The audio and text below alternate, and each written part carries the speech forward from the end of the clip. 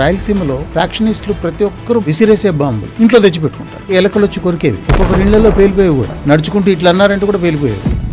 మీకు ఎవరైనా bomb detect అయిందనో లేదా బాంబు బ్లాస్ట్ అయిందనో కాల్ రాగానే ఫస్ట్ ఏం చేస్తారు? ఎక్కడి నుంచి బాంబు బయలు ఉంటుంది? సూసైడ్ బాంబర్ గుర్తు ఏంటంటే మధ్య భాగం ఎగిరిపోతుంది, వాడి తలకాయ, చేతులు, కాళ్ళు ఉంటాయి. రాజీవ్ గాంధీ గారి కేసు అయితే బాంబు పేలిన తర్వాత చాలా మంది ఎగిరిపోయి చనిపోతారు. రోడ్డు సైడ్ బాంబు పెట్టాడు వాడు. ఒక ఎస్ఎస్పి రైట్ సైడ్ కూర్చోకుండా ఆ రోజు లెఫ్ట్ సైడ్ కూర్చున్నాడు.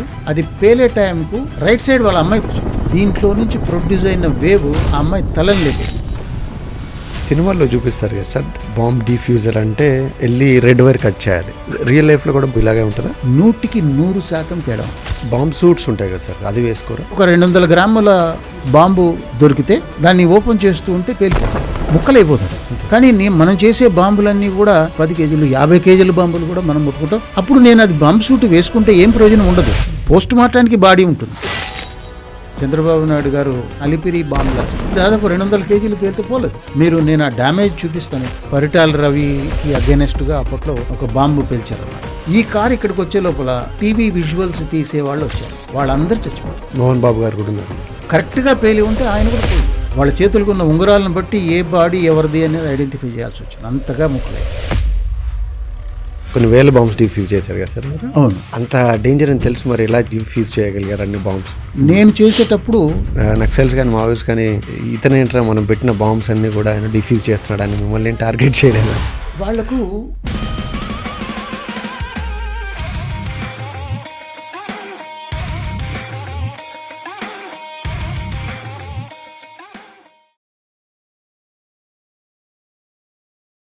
రామ్మోహన్ రావు సార్ గారు నమస్తే సార్. నమస్కారం అండి. బాగున్నారా సార్? సార్, మామూలుగా ఒక దీపావళికి చిన్న బాంబు రోడ్డు మీద ఎవరైనా పేలుస్తున్నారంటేనే భయపడి దూరం పారిపోతాం. మీరు పెద్ద పెద్ద బాంబులు చూస్తే వాడి దగ్గర పరిగెట్టి వాడిని ఏదో చేస్తారు. మీరేం చేస్తారు? మీరేంటి? చిన్న ఇంట్రొడక్షన్ సార్. యాక్చువల్గా బాంబ్ అంటే మీరు చెప్పినట్టుగా దీపావళి బాంబుల్నే బాంబులు అనుకుంటాం. ప్రజల యొక్క ఆలోచనలో అదే. కానీ అది కూడా ఈక్వల్గా డేంజరే. మీరు ఎన్నో కేసులు వింటుంటారు.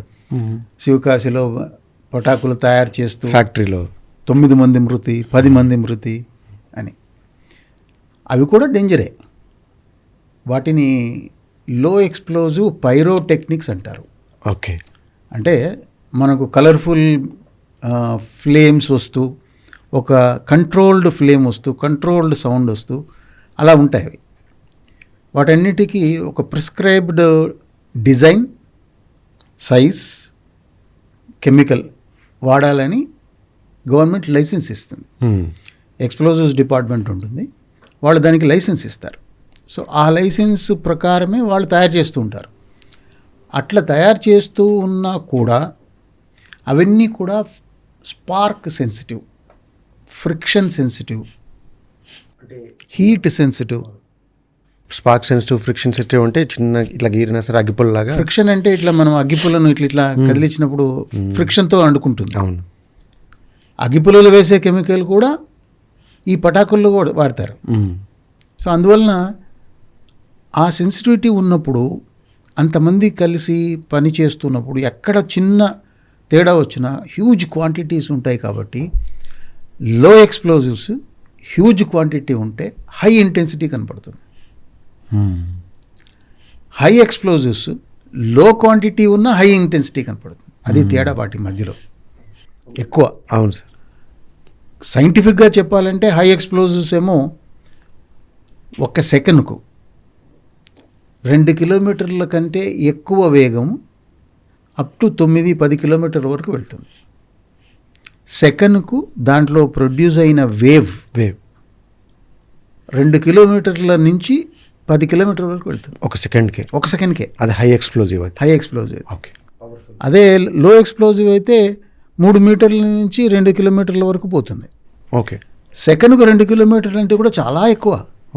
బుల్లెట్ వేగము ఫీట్స్లో ఉంటుంది. 2000 ఫీట్ ఉంటుంది బుల్లెట్ వేగం. 3000 ఫీట్ ఉంటుంది బుల్లెట్, అంతకన్నా ఉండదు. దీంట్లో లో ఎక్స్ప్లోజివ్లో కూడా సెకన్కి 2 కిలోమీటర్లు దూరం వరకు వెళ్తుంది. కాబట్టి లో ఎక్స్ప్లోజివ్ కూడా అంతే రిస్క్, చచ్చిపోయేంత రిస్క్. అంటే మనుషులు చచ్చిపోయేంత రిస్క్.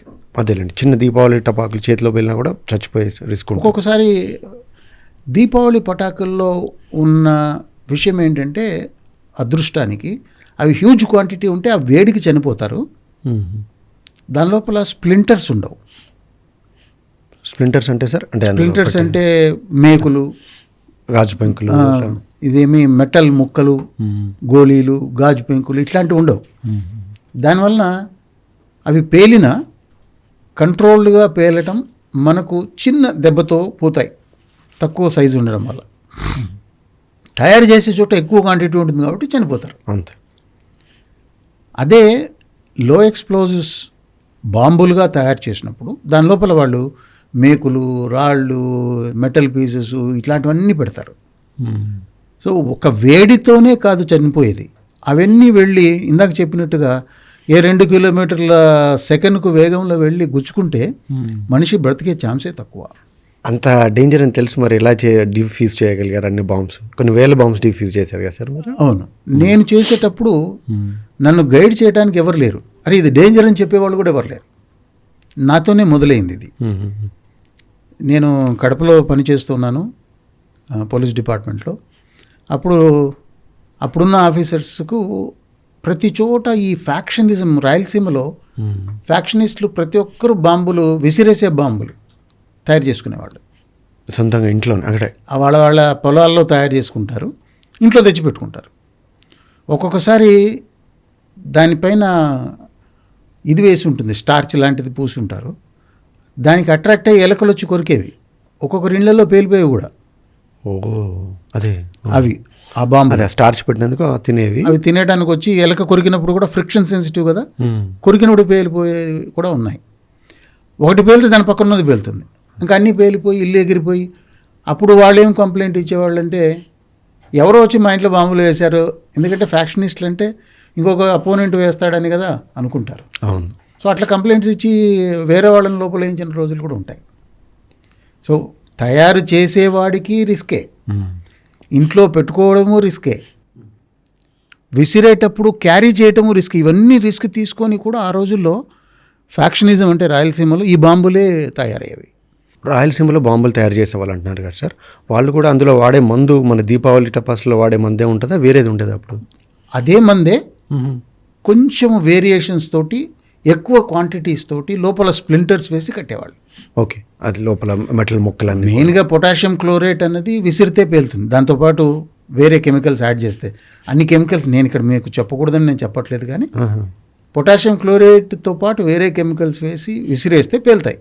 మనకు కూడా చిన్న చిన్న బాంబులు కూడా, ఉల్లిగడ్డ బాంబు అంటారు, కొడితే పేలుతాయి. దానిలో chlorate main substance, chlorate. Okay, అదే స్పార్క్ తోటి ఇట్లా బత్తితోటి అంటిస్తారు కదా, దాన్ని అంటించి చేసేది నైట్రేట్ మెయిన్ సబ్స్టెన్స్, పొటాషియం. అది దానికి స్పార్క్తో పేలుతుంది. సో నైట్రేట్, క్లోరేట్ చాలా రిస్కీ. వీళ్ళు వాడేదంతా క్లోరేట్ తోటే. మెయిన్ ఇంగ్రీడియంట్ 50% అది ఉంటుంది, మిగిలిన 50% వేరే కెమికల్స్ ఉంటాయి. ఓకే.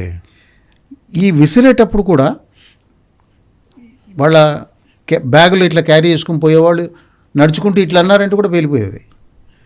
జీప్లో కూర్చొని ఏస్ట్ బీపేట్ దగ్గర ఇట్లా అన్నారంటే కూడా పేలిపోయేవి. కానీ కేసు మాత్రం ఎవరో వేశాడనే కేసు ఉండేది. ఎందుకంటే తీసిపోతూ మేము కాలిపోయామని అని చెప్పరు కదా. దాన్ని ఇన్వెస్టిగేషన్ కూడా ఒక చిన్న ఫోరెన్సిక్ ప్రక్రియ అన్నమాట. తీసుకెళ్తూ ఉంటే పేలాయా, లేదు ఎవరన్నా విసిరితే పేలాయా అని కనుక్కోవడానికి మాకు ఈ క్రైమ్ సీన్ ప్రాసెసింగ్ అని మేము చేస్తాం. చెప్పండి సార్, ఇంట్రెస్టింగ్గా ఉంటుంది. అది ఈజీగానే మేము గుర్తించగలం.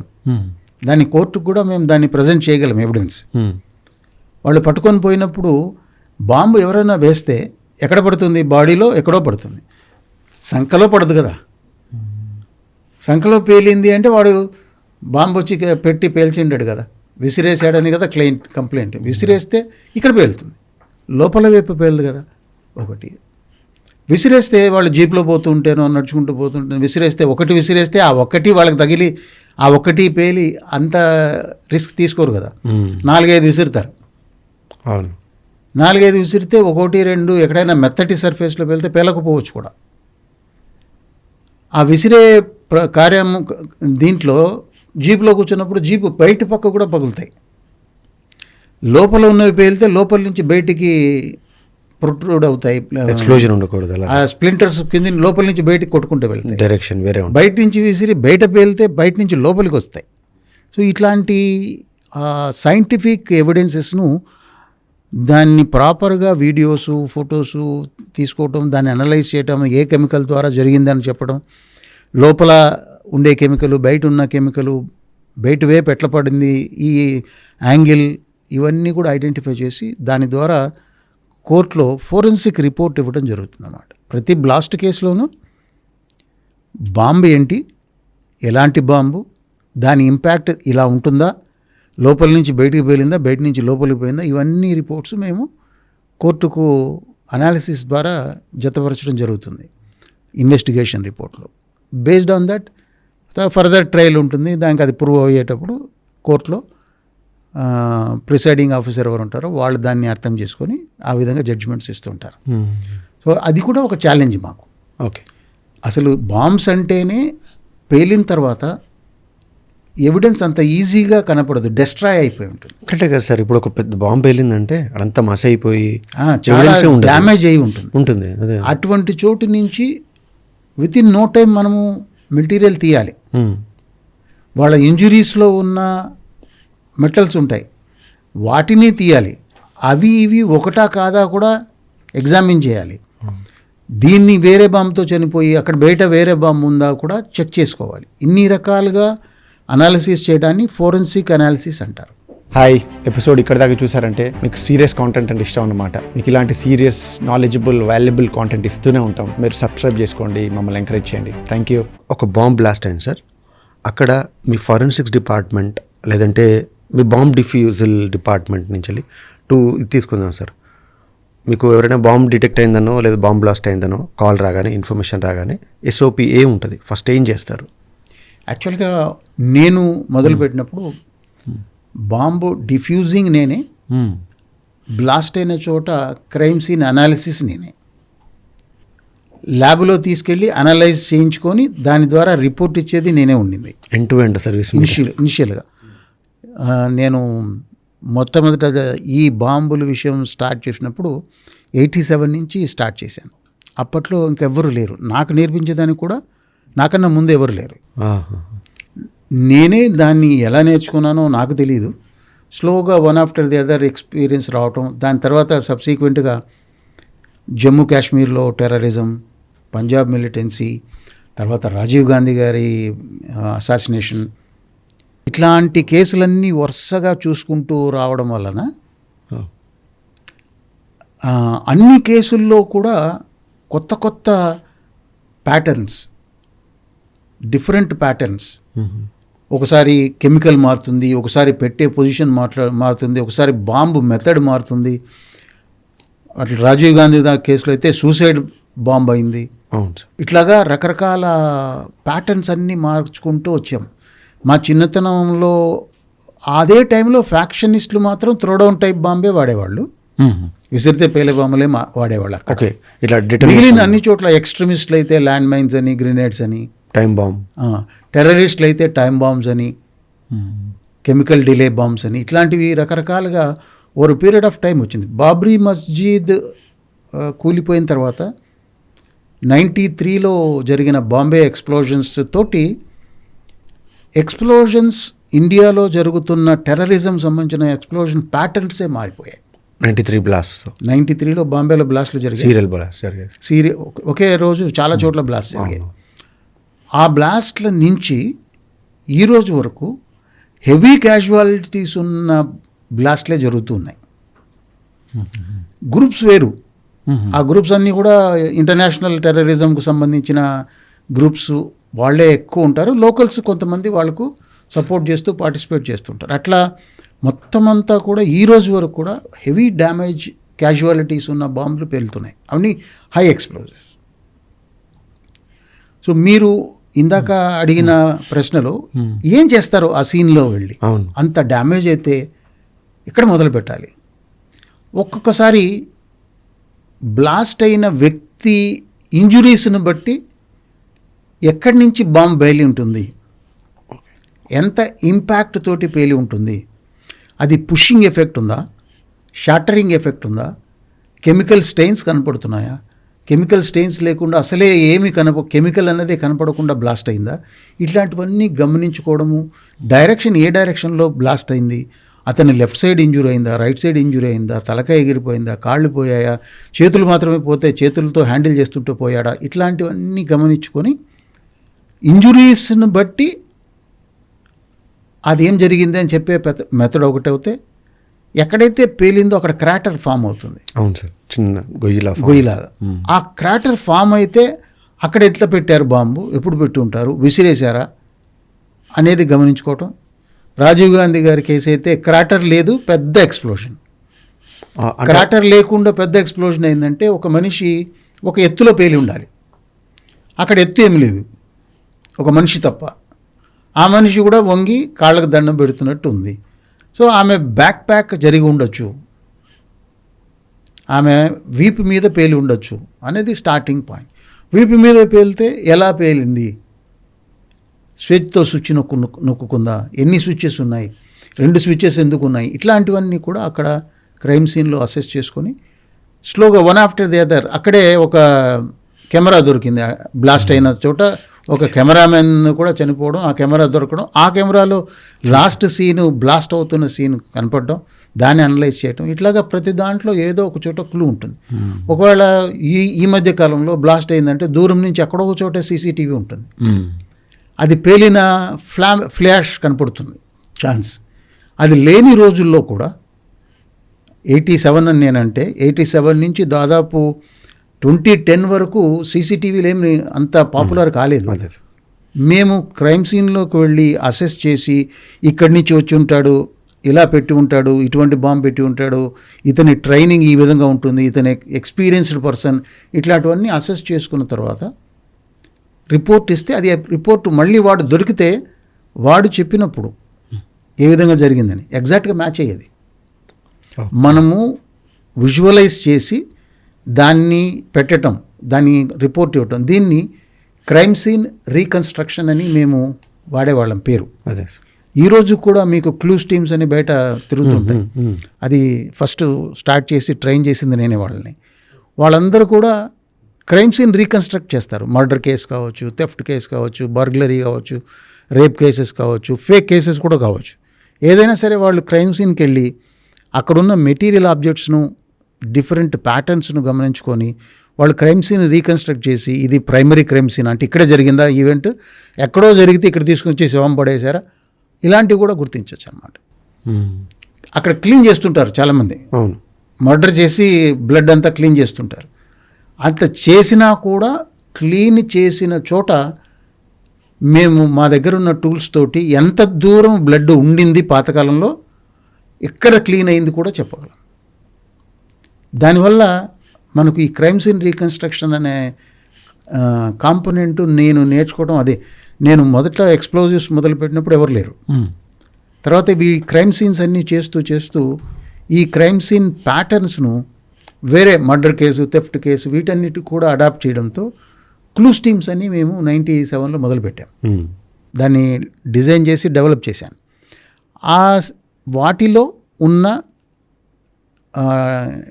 మెళుకువలు, ఆ నిపుణత్వం అందరికి ఇవ్వటం, వాళ్ళకి ట్రైనింగ్ ఇవ్వటం, వాళ్ళ ద్వారా మనకు ఎన్నో కేసులు ఆంధ్ర తెలంగాణ ఏరియాలో పోలీసులు టెక్నాలజీ లోపం వల్లనో టెక్నిక్ లోపం వల్లనో ఏ కేసులోనూ ఫెయిల్ కాలేదు. బికాస్ క్లూస్ టీమ్స్ ఇమ్మీడియట్గా క్రైమ్ సీన్కి వెళ్తాయి, దాన్ని ప్రొటెక్ట్ చేసుకుంటాయి, దానిలో ఉన్న మంచి మంచి మెటీరియల్ ఎవిడెన్స్ని కలెక్ట్ చేస్తాయి, దాని ద్వారా రీకన్స్ట్రక్ట్ చేసి కోర్టుకు రిప్రజెంట్ చేస్తాయి. ఇదంతా ప్రాసెస్ మన దగ్గర ఉన్నంత క్వాలిటీగా మిగిలిన చోట లేదు. ఓకే, మిగిలిన చోట ఇప్పుడిప్పుడు స్టార్ట్ అయింది. వాళ్ళు కూడా ఇన్వెస్ట్ చేస్తున్నారు బాగా టూల్స్. మనం 97లో చేసిన పని వాళ్ళు ఈరోజు చేసుకుంటున్నారు మిగిలిన స్టేట్స్లో. సినిమాల్లో చూపిస్తారు కదా సార్, డ్రామాటిక్గా బాంబ్ డిఫ్యూజర్ అంటే వెళ్ళి రెడ్ వైర్ కట్ చేయాలి. చాలా సినిమాల్లో చూపిస్తారు, రెడ్ వైర్ కట్ చేస్తే బాంబ్ పేలదు. సో రియల్ లైఫ్లో కూడా బాంబ్ డిఫ్యూజల్ స్క్వాడ్ అంటే వాళ్ళ జాబ్ ఇలాగే ఉంటుందా? అన్ని సినిమాలు ఇలాగే ఉంటాయి సార్. సినిమాల్లో ఎంత పెద్ద ఎక్స్ప్లోజన్ అయినా హీరో మాత్రం ఇంకేం కాదు, చిన్న చేత్తో కొడితే విలన్ చచ్చిపోతుంటాడు. అది మనుషులను ఆకట్టుకోవడానికి డ్రమటైజ్ చేయడానికి ఉపయోగపడుతుంది, కానీ నిజానికి దానికి నిజమైన బ్లాస్ట్కు 100% తేడా ఉంటుంది. ఓ ఆ క్రిమినల్ ఏ రోజు కట్ చేసేవాడికి స్కోప్ ఇచ్చి మీరు బ్లూ వైర్ కట్ చేస్తే ఆగిపోతుంది, రెడ్ వైర్ కట్ చేస్తే బ్లాస్ట్ అవుతుందనే స్కోప్ వాడు ఎందుకు ఇస్తాడు? వాడి పర్పస్ ఏంటి? పేల్చాలి. అవును. అది వదిలేసి మనకు ఛాన్స్ ఎందుకు ఇస్తాడు? జబ్ తక్ హై జాన్ అని చెప్పి వాళ్ళు అందరు సీట్లో ఇట్లా కూర్చొని చూస్తుంటారు అందరూ, ఏది కట్ చేస్తాడు అని. ఆ సీనే ఉండదు. వాడు అన్నీ వైట్తోనే తయారు చేస్తాడు, అన్నీ గ్రీన్తోనే తయారు చేస్తాడు, అన్నీ ఎల్లోతోనే తయారు చేస్తాడు. ఏం చేయాలి అప్పుడు? బాంబ్స్లో కూడా 2 రకాలు. ఓకే. ఒకటి క్లోజ్డ్ బాంబ్, అంటే ఒకటి ఓపెన్ బాంబ్. ఓపెన్ బాంబ్ అంటే దాని టెక్నాలజీ అంతా మనకు తెలుస్తుంటుంది. అన్ని వైర్లు కనబడుతుంటాయి. ఏ వైర్ ఎక్కడ ఉంది, ఎక్కడ బ్యాటరీ పవర్ సోర్స్ ఉంది, ఎక్కడ డెటోనేటర్ అనే ఒక చిన్న తాయెత్తులాగా ఉంటుంది, అది ఎలాగుంది అనేది తెలుస్తుంది. ఇది ఓపెన్ బాంబ్. క్లోజ్డ్ బాంబ్ అంటే దాన్ని అంతా తీసి ఒక బాక్స్లో పెట్టిస్తారు. బాక్స్ అక్కడ పెడతారు. ఇప్పుడు బాక్స్ బయట నుంచి ఏం కనపడాలి? ఏమి కనపడదు. మా దగ్గర ఒక టూల్ ఉంటుంది, పోర్టబుల్ ఎక్స్రే మిషన్ అని. ఆ మిషన్ తీసుకెళ్ళి దాన్ని ముందర పెట్టి ఒక ఎక్స్రే మిషన్ ఆన్ చేసి మన కంప్యూటర్లో చూసుకోవచ్చు దూరం నుంచి. ఎయిర్పోర్ట్లో నేను బాంబులు డిఫ్యూజ్ చేసే రోజులు అట్లాంటి ఎక్విప్మెంట్స్ లేవు, ఇప్పుడు వచ్చాయి. ఇప్పుడున్న టీమ్స్ ఏం చేస్తారంటే వాళ్ళ దగ్గరికి వెళ్ళి దాని దగ్గర స్క్రీన్ పెట్టి దూరం నుంచి ల్యాప్టాప్లో చెక్ చేస్తే ఆ ఎక్స్రే మిషన్ యొక్క రేస్ దాని లోపలికి బాక్సులోకి వెళ్ళడం ద్వారా బాక్సులో ఎక్కడెక్కడ వైర్లు ఉన్నాయో తెలుస్తుంది, ఎక్కడ పవర్ సోర్స్ ఉంది తెలుస్తుంది, ఎక్కడ కెమికల్ ఉంది తెలుస్తుంది, ఎక్కడ స్ప్లింటర్స్, రాళ్ళు, లేకుంటే నట్స్, బోల్ట్స్ ఇట్లాంటివి లోపల వేసి ఉంటారు. పేలితే అవి డ్యామేజ్ చేయాలని అవి ఎలా ఉన్నాయనేది వాళ్ళకి తెలిసిపోతుంది. అక్కడ బాక్స్ పైన ఈ ఏరియాలో ఎక్కడ ఉంటే అక్కడ కట్ చేసి దాని ద్వారా వైర్ కట్ చేయొచ్చు. ఆ ఎక్స్రేలో వైర్లకు ఏం కలర్స్ ఉండవు, ఎక్స్రేలో కలర్లు ఏం కనపడవు వైర్లకు. సో దాన్ని పవర్ సప్లై నుంచి ఎన్ని వైర్లు వచ్చాయి, ఆ వైర్లలో కూడా మరీ బాంబ్ మేకర్ చాలా తెలివైన వాడైతే లోపల రిలే స్విచ్ పెడతాడు. ఆ రిలే స్విచ్ ఏం చేస్తుందంటే బాంబును వైరు కట్ చేయనంత వరకు అది పేలదు,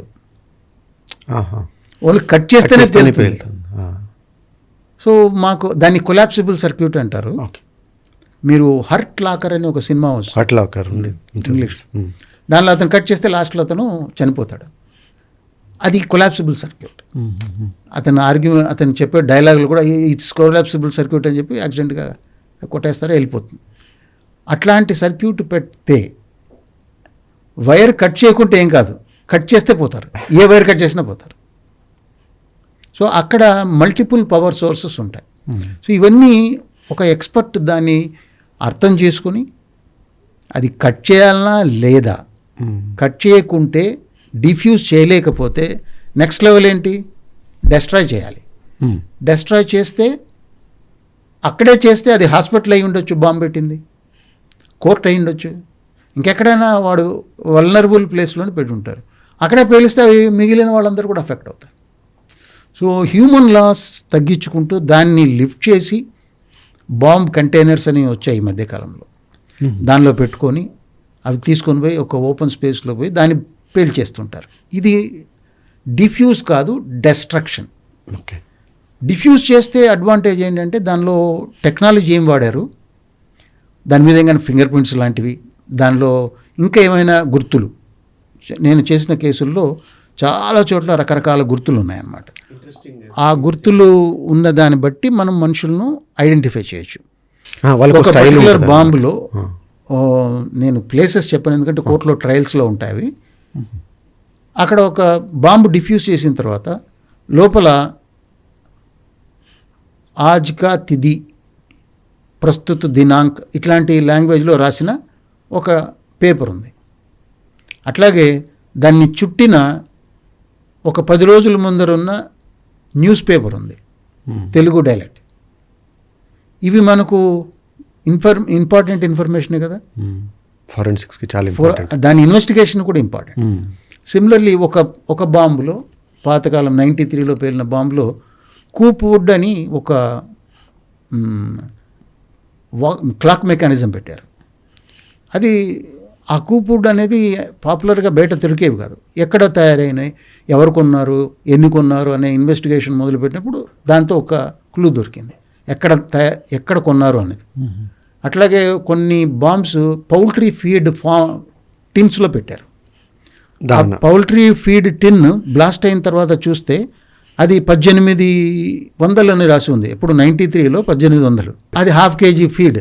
½ కేజీ 1800 అంటే అది అంతగా ఎవరు కొనరు. తయారు చేసేవాళ్ళు తక్కువ తయారు చేస్తారు, అమ్మేవాళ్ళు తక్కువ అమ్ముతారు, ఆ కొనేవాడు కూడా ఎక్కడో ఎక్స్క్లూజివ్గా కొంటారు. అది ఎక్కడ కొన్నారు, ఎక్కడ తయారైంది అన్నది కూడా దాని ప్రకారం కూడా వెతికితే ఒక పర్టికులర్ లొకేషన్ దొరికింది. దానివల్ల ఎంటైర్ టీం దొరికింది. ఎక్కడ బాంబు సార్ ఇది అంటే చెప్పొచ్చా? చెప్పడానికి లేదు, కోర్టులో ట్రయల్స్లో ఉన్నాయి. ఒక 54 బాంబులు ఇంకా డిఫ్యూజ్ చేయాల్సినవి దొరికినాయి, అవన్నీ కూడా డిఫ్యూజ్ చేసేసాం. వాళ్ళు ఇంకా 54 చోట్ల బ్లాస్ట్ చేయవలసినది ఉన్నది. ఓకే. సో అట్లా మనకు క్రైమ్ సీన్లో దొరికే వాటిలో ఒకసారి ఈ విసిరే పేలే బాంబు పేలలేదు, దాని లోపల ఒక న్యూస్ పేపర్ ఉంది, తయారు చేసిన న్యూస్ పేపర్లో పెట్టి కట్టారు. ఆ న్యూస్ పేపర్ పైన లాడ్జ్కి సంబంధించిన ఒక లాడ్జెస్లో కింద పేపర్ ఇస్తుంటారు, దానిపైన లాడ్జ్ స్టాంప్ వేస్తారు. అది ఒక 4-5 డేస్ ముందరే జరిగిన అది. ఆ స్టాంప్ ఉన్నది ఒక 2-3 నెలల క్రిందట ఉన్న స్టాంపుది దొరికితే అది ఆ లాడ్జ్ వాడు అమ్మేసి ఉంటాడు ఎవరికన్నా, అక్కడ కొన్నారు పేపర్లు అని అనుకోవచ్చు, అక్కడ తీసుకున్నారు పేపర్ అనుకో. ఇది 2-3 రోజుల కిందటి పేపరు డేటు, దానిపైన స్టాంపు, లాడ్జ్ స్టాంపు. ఆ రోజు ఎవరు అక్కడక్కడ ఉన్నారో తీసుకుంటే తెలిసిపోతుంది కదా. అట్లా కొన్ని క్లూస్ దొరుకుతాయి. ఒకసారి మీరు ఇందాక అడిగారు Jubilee Hills car bomb blast case. దాంట్లో కార్ అంతా పేలిపోయిన తర్వాత కారుకు సంబంధించిన ఇంజన్ నంబరు, చాసిస్ నంబరు, ముక్కలైపోయిన నంబర్ ప్లేట్ దొరికింది. దాని అన్నింటినీ కలుపుకొని కొంత సగం ముక్కలు నంబర్ ప్లేట్ కొంతవరకు ఐడెంటిఫై అయింది. చాసిస్ నంబరు, ఇంజన్ నంబర్ ద్వారా ఏమో తెలిసింది. దానికి అది ఫియట్ కార్, కారు వీల్స్ పైన ఫియట్ అని ఉంటుంది, అది ముందు ఎగిరిపోవడంతో అది ఎక్కువ డ్యామేజ్ కాల, ఫియట్ కార్ మార్క్ ఉన్నది దొరికింది. దాంట్లో రిమోట్ కంట్రోల్ తోటి పేల్చారు. సిలికాన్ అని అప్పట్లో రిమోట్ కంట్రోల్. ఫియట్ కారుకు సెల్ఫ్ ఉండేది కాదు, అంటే సెల్ఫ్ రిమోట్ కంట్రోల్ డార్స్ ఉండవు దానికి పాతక అప్పుడు విషయంలో 97. ఆ టైంలో దీనికి ఉంది అంటే సిలికాన్ మీకు ఒకటే రిమోట్ కార్ డోర్ లాక్ తయారు చేసేది అప్పట్లో. అది సిలికాన్ కంపెనీ ముక్కలన్నీ దొరికాయి. వీటన్నిటిని పట్టుకొని మనం వెళ్తే బెంగళూరులో వాళ్ళ ఇల్లు దొరికింది. వాళ్ళ ఇంట్లో ఆ సిలికాన్ మేక్ డబ్బా దొరికింది, లోపల ఉన్నదేమో దీనిలో పెట్టారు, డబ్బా అట్లే ఉంది, దానిపైన ఫింగర్ ప్రింట్స్ వచ్చాయి. ఇట్లాగా మనకి ఎన్ని రకాలైన క్లూస్ క్రైమ్ సీన్లో. ఒకసారి పార్సల్ బాంబ్స్ సిటీలో 5 పేలాయి, 3 పేలాయి, 2 పోస్ట్ చేశారు. ఒకటి ఒక ఇంటికి వెళ్ళి డెలివర్ చేసేటప్పుడు మేము వెళ్ళి డిఫ్యూజ్ చేసాం. అంటే పార్సల్ బాంబ్ అంటే ఒక పార్సల్ వస్తుంది, ఆ పార్సల్ ఎవరైతే ఓపెన్ చేస్తారో పేలిపోతుంది. ఓకే, కొలాప్సిబుల్ బాంబ్ లాగా సార్ అది. అది దాంట్లో పుల్ అనే స్విచ్ ఉంటుంది, ఎవరైతే పేపర్ ఇట్లా తీస్తారో ఆ పుల్ చేస్తారో అప్పుడు అది సర్క్యూట్ క్లోజ్ అయిపోయి బ్లాస్ట్ అయిపోతుంది. ఇప్పుడు ఇది దానిపైన ఇంకొక బాంబు పెట్టి పేల్చేసి నేను దూరం ఉండొచ్చు, కానీ దాన్ని ఎవరు చేశారని కనుక్కోవాలి అంటే మనకు దాన్ని డిఫ్యూజ్ చేయాలి. డిఫ్యూజ్ చేయాలంటే దాన్ని ఓపెన్ చేయాలి, ఓపెన్ చేయాలంటే పేలుతుంది. ఎలా మరి? దానికి టాక్టిఫుల్గా దాన్ని ఎక్స్రే మెషిన్ ద్వారా, అప్పుడు ఎయిర్పోర్ట్లో ఎక్స్రేస్ ఉండేవి, బయట ఎక్స్రే ఉండేది, దానిలో వెళ్ళి దాన్ని, బికాస్ దాని టెక్నాలజీ మనకు అర్థమైంది. ఇంతకుముందు 2 పేలిన చోట మనం చూసాం, అది ఓపెన్ చేస్తే పేలుతుందని తెలుసు, అందుకని ఓపెన్ చేయకుండా దాన్ని ఎక్స్రే దానిలో పెట్టి చూస్తే దాని లోపల సర్క్యూట్ తెలిసింది, బ్యాటరీ ఎక్కడం తెలిసింది. ఆ బుక్ పైనుంచి కట్ చేసుకుంటూ ఆ బ్యాటరీ వరకు వెళ్ళి ఆ బ్యాటరీని రిమూవ్ చేసాం లేదు. సో అప్పుడు దాన్ని రిమూవ్ చేసి బ్యాటరీని ఓపెన్ చేస్తే పేలదు, ఇంకా పవర్ సోర్స్ లేకుంటే పేలదు. లోపల చూస్తే రెడ్ టైగర్స్ అని ఒక పేపర్స్ ఉన్నాయి, ఆ గ్రూప్ వాళ్ళు ఆ రోజుల్లో ఈ వీళ్ళ మీద టార్గెట్స్ ఉన్నాయి వాళ్ళకు, పాన్ బ్రోకర్స్ అని, రౌడీ షీటర్స్ అని, వాళ్ళకు పెట్టడం జరిగింది. ఇది మనం డిఫ్యూజ్ చేసాం దాన్ని. ఓపెన్ చేస్తే పేలుతుంది, ఓపెన్ చేయాలి ఫర్ ఫర్దర్ క్లూస్. సో అట్లా కొంత రిస్క్ తీసుకొనైనా, క్యాలిక్యులేటెడ్ రిస్క్ అంటాం దీన్ని, అట్లాంటి క్యాలిక్యులేటెడ్ రిస్క్ తీసుకొని చేసిన కేసులు చాలా చోట్ల మాకు గుడ్ రిజల్ట్స్ వచ్చాయి. సార్ మీరు ఎన్నో కేసులు రిజాల్వ్ చేశారు కదా సార్, ఎస్పెషలీ బాంబ్ డిఫ్యూజల్ కేసెస్, అలాంటివి కొన్ని కేసెస్ షేర్ చేయండి సార్. ఒక కేసులో అంటే సెన్సేషనల్ కేసు మాత్రమే చెప్తాను, రిస్కీ కేసు చెప్తాను. ఇక్కడ మహాలక్ష్మి జ్యువెలర్స్ అని ఉంది మన సిద్ధియాంబర్ బజార్ దగ్గర. అక్కడ అప్పుడున్న ఒక ఆజం గోరి అని ఒక టెర్రరిస్ట్ గ్రూప్ ఉండేది వాళ్ళది. వాళ్ళు వెళ్ళి ఆయన్ను పాయింట్ బ్లాంక్లో షూట్ చేశారు. ఓనర్ని అంటే ఓనరో అది వాళ్ళకి తెలియదు, వాళ్ళకి ఎలా తెలుసో తెలియదు. అక్కడ ఎవరైతే దాని క్యాష్ కౌంటర్ మీద ఉన్నారో అతన్ని షూట్ చేసి చంపేశారు. చంపేసి పోతూ అక్కడ ఒక బాంబ్ పెట్టిపోయారు. అది టైం బాంబ్. ఆ టైం వస్తే పేలిపోతుంది. ఇప్పుడు జనరల్గా ఇట్లాంటి చోట ఏం చేస్తారంటే, సిటీలో జరిగినప్పుడు, అది కంట్రోల్ రూమ్కు దగ్గరలో, కమిషనర్ ఆఫీస్కి దగ్గరలో జరిగినప్పుడు వెంటనే పోలీస్ ఆఫీసర్ అందరూ అక్కడికి వెళ్తారు. అప్పుడు అది పేలితే అందరూ పోతారు. బహుశా అది వాళ్ళ ప్లాన్ అయి ఉండొచ్చు. ఎందుకంటే ఆ రోజు పొద్దున్నే ఆజం గోరి అనే అతన్ని ఆల్రెడీ ఎన్కౌంటర్ అయిపోయాడు అతను. చంపేశారు. ఆయన శిష్యులు చేశారనేది అక్కడ ఇన్వెస్టిగేషన్ సారాంశం. అయితే అక్కడ పెట్టిన బాంబు, ఈ ఆఫీసర్స్ అంతా వెళ్ళినప్పుడు ఆఫీసర్స్కి గన్మెన్ ఉంటారు. వాళ్ళల్లో ఒకరు ఇట్లా చూస్తూ, అక్కడ ఏదో వైర్లు ఉన్నాయి సార్ బ్యాగులో అంటే అందరూ బయటకు వచ్చారు. I was called. నేను వెళ్ళాను. వెళ్ళిన తర్వాత ఇప్పుడు అలౌ చేసేయచ్చు దాన్ని పేలే వరకు. పేలే వరకు అలౌ చేస్తే దాంట్లో మనకు ఏమీ క్లూస్ దొరకకపోవచ్చు. అందుకని అప్పుడే ఒక రిమోట్ కంట్రోల్ కట్టర్ దొరికింది మనకు, కొంతగా కొన్నాం. అంటే మన దూరం నుంచి ఫస్ట్ ఏమో కట్టర్ను వైర్ దగ్గర మాత్రం తీసుకోవాలా, పెట్టాలా, అక్కడ కట్ చేయకుండా అక్కడ మాత్రం పెట్టాలి. ఎందుకంటే సర్క్యూట్ ఏందో తెలియదు, ఇందాక నువ్వు అన్నట్టు కొలాప్సిబుల్ సర్క్యూట్ కూడా ఉండవచ్చు. అక్కడ పెట్టేసి దూరం నుంచి దానికి వైర్ తీసుకొని ఎలక్ట్రికల్ పవర్ సప్లై ద్వారా ఆ వైర్ను ఈ కత్తెరతోటి కట్ చేయొచ్చు. కట్ చేసినా అది పేలిందనుకోండి, మనం దూరం ఉంటాం. ఓకే. సో కరెక్ట్గా నేను పోయి అక్కడ పెట్టి వచ్చి కట్ చేసాము. ఇంకా 2 minutes మాత్రమే ఉంది. నేను పోయేటప్పటికి ఆ 2 minutes అయిపోయిన తర్వాత నేను పోయి ఉండే, ఇంకొంచెం టైం నేను వేస్ట్ చేసి ఉంటే మా అందరూ కూడా అఫెక్ట్ అయి ఉండేవాడు. ఇది 2 minutesలో పోదా అనేది కూడా మనకేం తెలియదు. ఇక్కడ క్యాలిక్యులేటెడ్ రిస్క్ ఏంటి, దగ్గర వరకు వెళ్ళటం ఒక 1 minute జాబ్, వైర్ను కట్ చేసేలాగా పెట్టడం అనదర్ ఫ్యూ సెకండ్స్, దూరంగా పరిగెట్టిపోయి అక్కడి నుంచి దీన్ని ఆపరేట్ చేయడం అనేది నెక్స్ట్ లెవెల్ రిస్క్ అన్నమాట. ఇక్కడ మనుషుల్ని ఎవరిని ఒకవేళ నేను కట్ చేసినప్పుడు పేలిందనుకోండి, చుట్టుపక్కల మనుషులు అఫెక్ట్ కాకుండా అక్కడ గన్నీ బ్యాగ్స్ లాంటివి పెడతాం. కానీ అక్కడ సడన్గా దొరకవు. సో చుట్టుపక్కల ఏముంటే అవి పెడతాం. ఇప్పుడు కార్పెట్స్ ఉంటాయి, లేదా కుషన్స్ ఉంటాయి. మనం ఇట్లాంటి జ్యువెలరీ షాప్లో, మహాలక్ష్మి జ్యువెలర్స్, దానిలో బెడ్స్ ఉంటాయి. అవన్నీ దూరం దాని చుట్టూ పెట్టేసామనుకోండి క్విక్గా, ఒకవేళ పేలినా ఇంపాక్ట్ మ్యాక్సిమం అవే షాక్ అబ్జర్వర్స్గా తీసుకుంటాయి అన్నమాట. కార్పెట్స్ ఉంటాయి. ఆ కార్పెట్స్ ఏంటి, క్వైర్ మ్యాట్రిక్స్ తోటి ఉంటాయి, ఇట్లా అల్లినవి ఉంటాయి. ఎప్పుడైతే ఇట్లా క్రాస్ ఓవెన్ అల్లినవి ఉంటాయో అవి ఎక్కువ ఇంపాక్ట్ను అవే లాగేసుకుంటాయి. సో అట్లాంటి పక్కన పెట్టేసి కట్ చేస్తాం. పేలిందా అవి మనల్ని ప్రొటెక్ట్ చేస్తాయి, పేలలేదా దానిలో క్లూ దొరుకుతుంది. సో ఇక్కడ అట్లా చేసి దాని ద్వారా క్లూ తీసుకొని దాని మీద ఫింగర్ ప్రింట్స్ కూడా డెవలప్ చేయడం, ఆ ఫింగర్ ప్రింట్ను నెక్స్ట్ కోర్టులో ప్రొడ్యూస్ చేయడం, దాన్ని అంతా కూడా కేసు ప్రూవ్ అయ్యేలాగా అది పనికొచ్చింది అన్నమాట. అది బాంబ్ సూట్స్ ఉంటాయి కదా సార్, మామూలుగా సినిమాలో చూపించినట్టుగా, అది వేసుకోరా మరి? నేను వేసుకోలేదు. నా టైంలో నేను కొంత ధైర్యము, మొండితనము, మూర్ఖత్వము చెప్పలేము, కానీ అలాగే చేసేవాడిని. కారణం ఏంటంటే అప్పట్లో అంత పాపులరు కాదు ఒకటి, ఓకే, వెరీ ఎక్స్పెన్సివ్. 75 లక్షల నుంచి ₹1 కోటి ఉంటుంది ఒక్కొక్క బాంబ్ సూట్. అది కూడా 70 గ్రాముల నుంచి 100 గ్రాముల బాంబును ప్రొటెక్ట్ చేస్తుంది. అది వేసుకొని మేము డిఫ్యూజ్ చేసేటప్పుడు 100 గ్రాములను 70 గ్రాములు అయితే మనం బ్రతుకుతాం. పేలితే సూట్ చెడిపోతుంది, పేలితే బ్రతుకుతాం.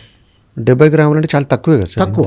అంతే. కానీ మనం చేసే బాంబులన్నీ కూడా మినిమం 2 కేజీలు, 5 కేజీలు, 10 కేజీలు, 50 కేజీల బాంబులు కూడా మనం ముట్టుకుంటాం. 500 కేజీల ల్యాండ్ మైన్స్ కూడా డిఫ్యూజ్ చేశాం. అప్పుడు నేను అది బాంబు సూట్ వేసుకుంటే ఏం ప్రయోజనం ఉండదు. పోస్ట్ మార్టానికి బాడీ ఉంటుంది అంతే తప్ప మనిషి చావకుండా ఉంటాడు. ఎందుకంటే వాడిని అక్కడి నుంచి లిఫ్ట్ చేసి, మీరు సినిమాల్లో చూస్తుంటారు, సినిమా హీరో తొడగొడితే వెనకాల 4 సూమోలు ఎగురుతుంటాయి. అది ఎగరడానికి ఏదో ఒక బాంబు పెట్టాల్సిందే కదా. ఇంత పెద్ద 50 కేజీల బాంబు పెడితే పేలితే ఒక జీపే 10 కిలోమీటర్ దూరం పోయి ఎగిరి పడుతుంది. అటువంటిది మనిషి, వీడు ఎంత దూరం పడతాడు? కిలోమీటర్ దూరం పోయి పడతాడు. వాడు ఇంకేం బతుకుతాడు? సో బాంబు సూట్ 25 కేజీలు ఉంటుంది. 25 కేజీలు ఉంటుంది వెయిట్. దాని లోపల వేడి ఉంటుంది. ఈ మధ్య కాలంలో లోపల చల్లనీళ్లు పోసుకునే మెథడ్స్ వచ్చాయి. కానీ ఇవన్నీ కూడా controlled light bombs like grenades కానీ, యాంటీ పర్సనల్ ల్యాండ్ మైన్స్ కానీ, యాంటీ ట్యాంక్, యాంటీ వెహికల్ కాదు, ఇట్లాంటివి ఆర్మీ వాళ్ళు ఒక స్పెసిఫైడ్ మెథడ్లో తయారు చేస్తారు. వాటిని వాడటానికి అది ఉపయోగపడుతుంది తప్ప మనలాంటి వాళ్ళకు ఉపయోగపడదు. మీకు నేను ఒక వీడియో ఇప్పుడు చూపిస్తాను సార్, చూపించండి. ఆ వీడియోలో అతను మహా అంటే ఒక 200 గ్రాముల బాంబు దొరికితే అతను బాంబు సూట్ వేసుకొని దాన్ని ఓపెన్ చేస్తూ ఉంటే పేలిపోతుంది, చచ్చిపోతాడు, అతను ముక్కలైపోతాడు. బాంబు సూట్ కూడా ముక్కలైపోతుంది. ఎప్పుడు పేలినా బాంబు సూట్ పోతుంది. బాంబు సూట్ అంటే ఎంతో సేఫ్ అనుకుంటాం కదా. ఇప్పుడు అతని చేతిలో చాలా చిన్న ఒక 70 గ్రాముల బాంబు ఉండొచ్చు, 80 గ్రాముల బాంబు ఉండొచ్చు, లేదా మహా అంటే 100 గ్రాములు ఉండొచ్చు. ఎందుకంటే ఇక్కడ చూస్తే చిన్న ప్లాస్టిక్ కవర్ అనమాట అది. ఆయన బాంబు సూట్ వేసుకొని డిఫ్యూజ్ చేస్తున్నారు. అది ఇప్పుడు పేలిపోతుంది, ఆయన చనిపోతాడు. ఆ కింద పడింది ప్లాస్టిక్ కవరు, అయిపోయింది. సో అంత డ్యామేజ్ అవుతుందన్నమాట. మేము డిఫ్యూజ్ చేసే రోజుల్లో బాంబు సూట్కు ₹1 కోటి పెట్టేవాడు ఎవడు లేడు, ఏ గవర్నమెంట్ పెట్టదు. అదే ఒక ఆఫీసర్ చనిపోయాడు అనుకోండి, వాడికి 10 లక్షలు 15 లక్షలు ఎక్స్గ్రేషియా ఇచ్చి వదిలేస్తారు. Human life is cheaper than bomb suit. ఇండియాలో ఇప్పటికీ అంతే. అవునా సార్? వేసుకొని తిరుగుతారు. మన బాంబు సూట్లో పాపం వాళ్ళు పోతుంటారు, సెర్చ్ సడన్గా ఒక కాల్ వచ్చింది అనుకోండి, అదో బాంబు ఉంది అని, ఏదో సస్పెక్టెడ్ ఆబ్జెక్ట్ ఉంది అని మనకు ఫోన్ వచ్చిందంటే మన వాళ్ళు బాంబు సూట్ వేసుకొని వెళ్తారు. ఇప్పుడు దాకా అటువంటి ఫోన్ వచ్చిన చోట బాంబు ఇక్కడ లేదు, కానీ ఉంటే మాత్రం వాళ్ళేమీ బతకరు. ఇప్పుడు ఉండేది బాంబు సూట్ వలన వాళ్ళకు ఒక కాన్ఫిడెన్స్ ఉంటుంది అంతే. నేను పోయి బాంబు టచ్ చేస్తుంటే నాకు ధైర్యం ఉండొచ్చు, ఇది ప్రొటెక్ట్ చేస్తుంది, కానీ అది ఏమీ ప్రొటెక్ట్ చేయదు, అది పోతుంది అంతే. ఎందుకంటే size of the bombs is very very crucial factor. Size of the bomb matter. And అలాగే అందులో యూజ్ చేసిన కెమికల్ కానీ అది కూడా మ్యాటర్ అవుతుంది. కెమికల్ కూడా లో ఎక్స్ప్లోజివ్ అయితే పర్వాలేదు, హై ఎక్స్ప్లోజివ్ అయితే 1 గ్రామ్ కూడా మనిషిని ముక్కలు చేసేస్తుంది. అంటే ఆర్డిఎక్స్, టీఎన్టీ, ఇవన్నీ RDX, TNT, nitroglycerine, ammonium based slurry explosives, emulsion explosives, ఇట్లాంటివి చాలా ఉన్నాయి. చాలా హై ఎక్స్ప్లోజివ్స్ ఉన్నాయి, డిఫరెంట్ క్వాలిటీస్. కానీ ప్రజల్లో కానీ జర్నలిస్ట్లో కానీ ఆర్డిఎక్స్ అంటే వాళ్ళకు ఒక ఇంట్రెస్ట్ అంతే. ఏదో రాజీవ్ గాంధీని కేసు నుంచి ఆర్డిఎక్స్, ఎక్కడ బాంబు పేలినా ఆర్డిఎక్స్ అనే రాస్తారు ఫస్ట్. నిజానికి మహా అంటే 4-5 కేసుల్లోనే ఆర్డిఎక్స్ ఉంది ఇండియాలో పేలిన వాటిల్లో. మిగిలిన అన్ని చోట్ల అమోనియం బేస్డ్ ఎక్స్ప్లోజివ్స్ ఎక్కువ, నైట్రోగ్లిజరిన్ బేస్డ్ ఎక్స్ప్లోజివ్స్ ఎక్కువ. కానీ అది ఆ రెండింటిని వాడడానికి జర్నలిస్టులకు పాపం ఏమంటారు మసాలా దొరకదు, కుతూహలం ఎక్కువ. ఎందుకు సార్? ఇది ఆర్డిఎక్స్ అంటేనే చదువుతారు ప్రజలు, అందుకని వాళ్ళు రాస్తారు. పుల్వామా ఆర్డిఎక్స్. పుల్వామా అన్నది అక్కడ అది ఇంటర్నేషనల్ టెర్రరిజంలో కూడా బార్డర్ టెర్రరిజం వచ్చిందంటారు. వైట్ ఆర్డిఎక్స్ దాంట్లో heavy quantity of high explosives వాడారు. ఆర్డిఎక్స్ ఒకటే కాదు, ఇంకా 2-3 కాంబినేషన్స్ వాడారు. ఓకే. సూసైడ్ బాంబ్ కేస్ అంటూనే రాజీవ్ గాంధీ గారి కేసు గుర్తొస్తుంది. బియాంత్ సింగ్ అని పంజాబ్లో చీఫ్ మినిస్టర్, ఆయన వెహికల్ ఎక్కుతున్నప్పుడు ఒకడు వెళ్ళి నిలబడి పేల్చేసుకొని చంపేశాడు. ఆయన పోర్టికోలో ఆయన వెహికల్ ఎక్కుతుండగా ఇతను వెళ్ళిపోయారు. అంటే అప్పటికి ఇప్పుడున్నంత విఐపి సెక్యూరిటీ కాన్సెప్ట్స్ అంత సివియర్గా లేవు. ఎందుకంటే ఎప్పుడు విఐపీస్ను అటాక్ చేసేది ఆ టైంలోనే మొదలైంది. ఒక పక్క రాజీవ్ గాంధీ గారు, ఒక పక్కన ప్రేమదాస అని శ్రీలంక. అంతకుముందు ఇందిరాగాంధీ గారిని చేశారు కానీ తుపాకీతో కాల్చారు, బాంబులతో కాల్చలేదు. బియాన్ సింగ్ గారు ఇట్లాగా విఐపి సెక్యూరిటీ టోటల్గా మార్పు చెందింది. వీళ్ళందరి ఇష్యూస్ తర్వాత అరే విఐపి సెక్యూరిటీ అంటే అంత ఈజీగా తీసుకోకూడదు, దానికి స్పెషల్ ట్రైనింగ్ ఇవ్వాలి, స్పెషల్ పీపుల్ తీసుకోవాలి, ఎవరంటే వాళ్ళని తీసుకోవడానికి లేదు. ఇట్లా చాలా కాన్సెప్ట్స్ వచ్చాయి. ఎంతమందిని పెట్టాలి, ఎలా పెట్టాలి అని ఒక మంచి standard operating procedures world wide వచ్చేసాయి.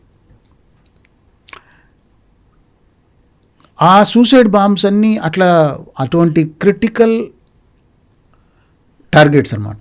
టార్గెట్ అంటే రెండు రకాలు, ఒకటి సాఫ్ట్ టార్గెట్, ఒకటి హార్డ్ టార్గెట్. హార్డ్ టార్గెట్ అంటే బాగా ప్రొటెక్షన్ ఉన్నది హార్డ్ టార్గెట్. ఇప్పుడు ఇందిరాగాంధీ గారు కావచ్చు, రాజీవ్ గాంధీ గారు కావచ్చు, బియాన్ సింగ్ గారు కావచ్చు, ప్రేమదాస్ గారు కావచ్చు, వీళ్ళందరూ హార్డ్ టార్గెట్స్. వాళ్ళ దగ్గరికి రీచ్ అయిపోవడమే కష్టం, ఏదో మెథడ్లో రీచ్ అయిపోయి పేల్చేసుకుంటారు. సాఫ్ట్ టార్గెట్స్ ఉంటాయి, అంటే పబ్లిక్ థరోఫేర్ ఉంటుంది. నేను ఒక సినిమా థియేటర్లో పోయి పేల్చుకున్నా, ఈజీగా పేల్చేసుకోవచ్చు. లుంబినీ పార్క్లో ఈజీగా పేల్చుకోవచ్చు. అదే రోజు గూగుల్ చాట్లో పేల్చారు, అది కూడా ఈజీగానే పేల్చేయచ్చు. ఎందుకంటే ఎవరు పబ్లిక్ థరోఫేర్ ఉంటుంది. అట్లాగే పోలీస్ స్టేషన్, పేరు పోలీస్ స్టేషన్ అయినా పోలీస్ స్టేషన్ కూడా హార్డ్ టార్గెట్ ఏం కాదు.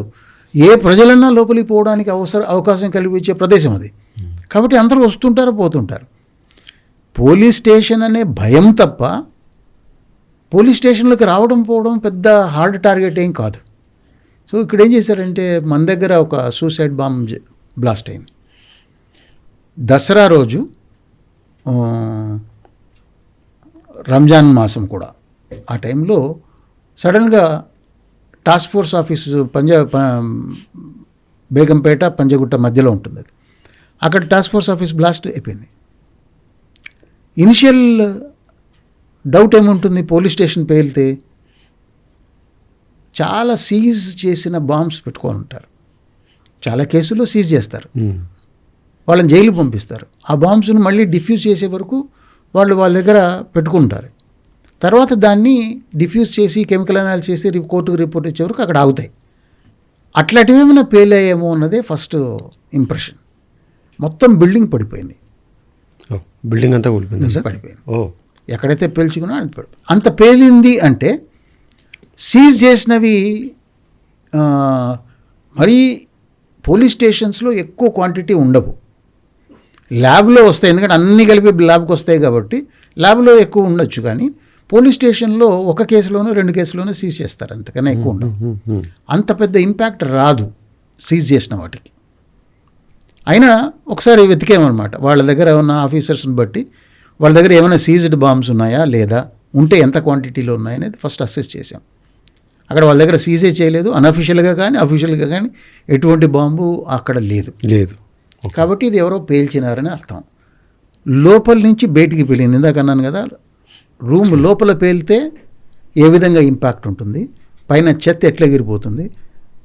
బయట పేలితే, బయట కారులో పెట్టి పేల్చారనుకోండి, ఇంపాక్ట్ ఒక సైడ్లో ఒక వాల్కి పడుతుంది. అట్లా కాకుండా లోపల నుంచి బయటికి ఎగిరిపోయిన ఇంపాక్ట్ కనపడింది. కాబట్టి లోపల పేలింది. ఏ రూమ్లో పేలింది? అక్కడ అడిషనల్ డీసీపీ రూమ్లో పేలింది. ఆ రోజు దసరా కాబట్టి ఎవరు రాలేదు, ఓన్లీ గార్డ్ ఉన్నాడు, ఒక హోమ్ గార్డ్ ఉన్నాడు. గార్డు ఏం చేస్తారంటే, జనరల్గా గార్డు ఎవరైనా కంప్లైనెంట్ వస్తే కూర్చోమంటారు. ఇతను కంప్లైనెంట్ అనుకొని అతను లోపలికి పంపించాడు. అతనితో పాటు ఈ హోమ్ గార్డ్ కూడా వెళ్ళాడు. అతను లోపలికి వెళ్ళి తన్ను పేల్చేసుకున్నాడు, సూసైడ్ బాంబ్. ఆయన పేల్చుకోవడము ఈ హోంగార్డ్ చూసి ఉంటాడు, కానీ చెప్పడానికి అతను కూడా చనిపోయాడు. హోంగార్డ్ ఇంజురీస్, ఇప్పుడు అతని ఇంజురీస్, అది కూడా మీకు క్లిప్పింగ్ చూపిస్తాను. అతని ఇంజురీస్ లెఫ్ట్ హ్యాండ్ లేదు, రైట్ హ్యాండ్ దొరికింది, లెఫ్ట్ లెగ్ దొరికింది, రైట్ లెగ్ దొరికింది, టోర్సో అంతా పోయింది, హెడ్ మాత్రం మిగిలింది. సూసైడ్ బాంబర్ది. ఆ. ఓకే. సూసైడ్ బాంబర్ ఫస్ట్ గుర్తు ఏంటంటే మధ్య భాగం ఎగిరిపోతుంది, వాడి తలకాయ, చేతులు, కాళ్ళు ఉంటాయి. చెయ్యి కూడా ఏ చేత్తో అయితే ఆపరేట్ చేసుకున్నాడో అది పోతుంది. అంటే ఎందుకంటే ఇక్కడ ఏది నొక్కాడో అది ఎప్పుడు నడుముకో కట్టుకుంటారు, జనరల్గా బ్యాక్ ప్యాక్లో పెట్టుకుంటారు పేల్చుకునేవాళ్ళు. Correct sir. ఈ బాడీ పార్ట్ అంతా ఎగిరిపోతుంది, మిగిలినవన్నీ మిగులుతాయి. అక్కడ అదే రూమ్లో అంత డెబ్రీ అంతా మనం తీసేసిన తర్వాత లోపల అవే దొరికాయి. అతనికి ఇక్కడ పెద్ద నమాజ్ మార్క్ ఉంది. అది అతను ముస్లిం అని దాని ప్రకారం చెప్పలేము కూడా, ఎందుకంటే అది పైన గోడ కొట్టుకుంటే కూడా నల్ల కావచ్చు. అతను ఎవరో మనకు తెలియదు, అతని పేరు మీద వేరే గుర్తులు లేవు. ముఖం మాత్రం ఐడెంటిఫైబుల్గా ఉంది కానీ ఎవరో తెలియదు. ఓకే, ఇంటాక్ట్ ఉంది కొంచెం. ఎందుకంటే బాడీ మాత్రం ఎఫెక్ట్ అయింది, తలకాయ ఎగిరి పడి కింద పడింది, షేప్ రీజనబుల్గానే ఉంది. ఇంకా మిగిలిన పార్ట్లన్నీ వెలుగుతుంటే దాంట్లో పోస్ట్ మార్టం అప్పుడు అన్ని ముక్కలు ఏరాలంటే చాలా కష్టం. వేల లక్షలు ఉంటాయి. అన్ని ముక్కలు వేరి బాగా కుళ్ళిపోతుంది కదా. మనం డెబ్రీ అంతా తీసేటప్పటికి 1 డే పడుతుంది. 1 డేకి ఆ పేలిపోయిన ముక్కలన్నీ కుళ్ళిపోతాయి. అక్కడ మనం వర్క్ చేసుకుంటూ అవన్నీ తీసి, అతని పెన్నీస్ కూడా దొరికింది, ఫోల్డబుల్ దీంట్లో ఉంది. అది చూస్తే దానికి కూడా సర్కంసెషన్ ఉంది. సర్కంసెషన్ ఉండి మార్క్ ఉన్నంత మాత్రాన కూడా మనం ఏమీ గ్యారంటీ చెప్పలేము. ఓకే. మామూలుగా ఎవరికైనా స్కిన్ టైట్ ఉంటే కూడా వాళ్ళు సర్కంసైజ్ చేసుకుంటారు. కాబట్టి ఇంత ఇన్ఫర్మేషన్ తోటి పోస్ట్ మార్టం స్టార్ట్ చేశాం. అతన్ని బ్లడ్, డిఎన్ఏలు అన్నీ తీసుకున్న తర్వాత అతని ఫేస్ ఎగ్జాక్ట్గా ఫోటో తీసి అన్ని లొకేషన్స్కి పంపించాము. అయితే దీంట్లో బంగ్లాదేశ్ కూడా పంపించాల్సి వచ్చింది. ఎందుకు బంగ్లాదేశ్ అంటే, అతను లోపలికి పోయి పేల్చుకున్నాడు కదా, అతని కాళ్ళకున్న చెప్పులకు టీకే 200 అని, మనం ఎట్లయితే రూపీస్ 200 అని రాస్తాము, టీకే టాకాస్ 200 ఉంది. టాకాస్ 200 ఉన్నంత మాత్రం మళ్ళీ అగైన్ మనం బంగ్లాదేశ్ అని మనం ఖచ్చితంగా చెప్పలేము, ఎందుకంటే వెస్ట్ బెంగాల్లో కూడా వచ్చి అమ్ముకుంటుంటారు కదా. కాబట్టి ఆ ఏరియా నుంచి వచ్చారు, ఆ డైరెక్షన్ నుంచి. కాబట్టి ఇన్వెస్టిగేషన్ అక్కడ స్టార్ట్ చేస్తే బాగుంటుంది. ఇది ఒక క్లూ అనమాట. ఆ ఫోటో అది పంపిస్తే వాళ్ళ దగ్గర దాలిన్ అని ఒక అక్కడ పట్టుబడిన ఒక లో లెవెల్ టెర్రరిస్ట్ దొరికే, వాళ్ళ దగ్గర ఉన్న ఫోటోతోటి మ్యాచ్ అయింది. అది అక్కడ అతను మిస్సింగ్లో ఉన్నాడు. అతని ఫ్యామిలీ మెంబర్స్ తోటి డిఎన్ఏ మ్యాచ్ అయిపోయింది. సో అతను అని తెలిసిపోయింది. అతను ఎందుకు వచ్చాడు, ఎలా వచ్చాడు, ఇక్కడ ఇండియా, ఆంధ్రప్రదేశ్లో అప్పుడు కంబైన్డ్ ఆంధ్రప్రదేశ్, ఈ ఆంధ్రప్రదేశ్లో ఎవరు అతన్ని రప్పించారు, ఎవరింట్లో అతను ఉన్నాడు, ఎక్కడ బాంబు తయారు చేసుకున్నాడు, అంతా ఆ ఇన్వెస్టిగేషన్లో రైల్వే, జనరల్గా వాళ్ళు ఫ్లైట్లో బాంబు తీసుకొని రాలేరు కదా, ట్రైన్లో వస్తారు. ఆ ట్రైన్లో రిజర్వేషన్ స్లిప్స్ అన్నీ వెతికితే ఒక రిజర్వేషన్ స్లిప్లో దాలిన్ పేరు, అతనితో పాటు ఇక్కడ ఒక అతని పేరు, ఆ పేరు ఇప్పుడు నేను చెప్పట్లేదు ఎందుకంటే వాళ్ళు ఇంకా, ఇతను చనిపోయినాడు కాబట్టి పేరు చెప్తున్నాను, కానీ అతను వేరే వాళ్ళందరూ ఇంకా ట్రయల్లో ఉంటారు బహుశా. ఇంకా వాళ్ళకి ట్రయల్ నడుస్తుంటుందండి.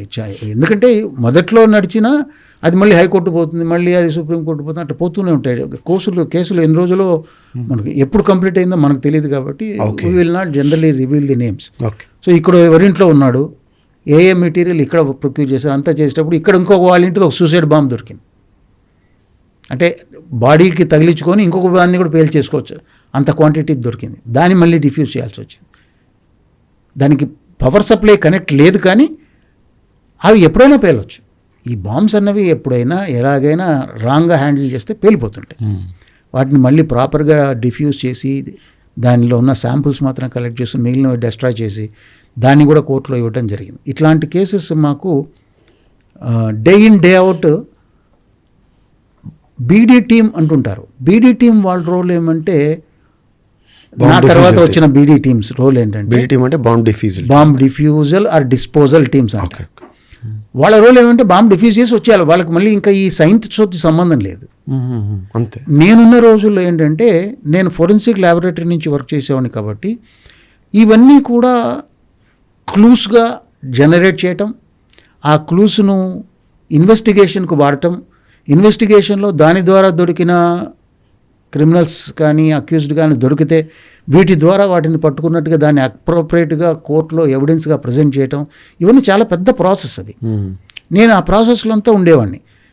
మీరు మాట్లాడుతున్న ఇప్పుడున్న బీడీ టీమ్స్ వాళ్ళకి ఆ సంబంధం ఏం లేదు. వాళ్ళు డాక్స్ కూడా తీసిపోతారు, సెర్చ్ చేస్తారు, ఉంటే ఉందని చెప్తారు, లేదంటే లేదని చెప్తారు, వచ్చేస్తుంటారు. వాళ్ళందరూ వీఐపీ సెక్యూరిటీ కోసం వాడబడుతుంటారు. ఎప్పుడన్నా వీఐపీ అక్కడ పోతున్నట్టే ముందుగానే వీళ్ళు వెళ్ళి ఏరియా అంతా సెర్చ్ చేయటం అట్లా చేస్తుంటారు అన్నమాట. లేదు ఎక్కడైనా బ్లాస్ట్ జరిగింది, జనరల్గా బ్లాస్ట్ జరిగితే ఇందాక నేను చెప్పిన మహాలక్ష్మి జ్యువెలర్స్ లాగా రెండో బాంబు అక్కడ పెట్టేసి మొదటి బాంబు పేల్చేసి రెండో బాంబు అక్కడ పెట్టిపోవచ్చు. అందుకని వీళ్ళు వెళ్ళి అక్కడ ఏమైనా రెండో బాంబు ఉందేమో అని చెక్ చేసుకుంటారు. అది కూడా రిస్కే, ఎందుకంటే వీళ్ళు పోయినప్పుడు ఆ రెండో బాంబు పేలొచ్చు.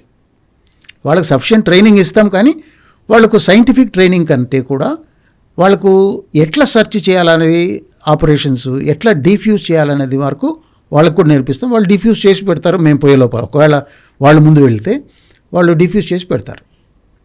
అప్పుడు మళ్ళీ మేము ఫర్దర్ అనాలిసిస్, సైంటిఫిక్ ఎవిడెన్స్, మళ్ళీ దాన్ని connecting the material with the accused, ఇట్లాంటివన్నీ కూడా మేము పార్టిసిపేట్ చేసి ఇన్వెస్టిగేటర్స్కి హెల్ప్ చేస్తాం అన్నమాట. సో రకరకాల ప్రాసెస్లో నాట్ ఓన్లీ ఆంధ్రప్రదేశ్, అప్పుడు అన్ని చోట్లకు వెళ్ళి సపోర్ట్ చేసేవాడిని. నేను ఒకడే ఉండేవాడిని కాబట్టి ఏ స్టేట్లో ఎటువంటి బ్లాస్ట్ జరిగినా, మనకు జైపూర్లో జరిగాయి, అహ్మదాబాద్లో జరిగాయి, బెంగళూరులో జరిగాయి, బాంబేలో జరిగాయి, ఫరీదాబాద్లో జరిగాయి, అస్సాంలో జరిగాయి, వారణాసిలో జరిగాయి, ఇట్లా ఎక్కడెక్కడ బాంబులు పేలిన చోటంతా చెన్నైలో జరిగాయి.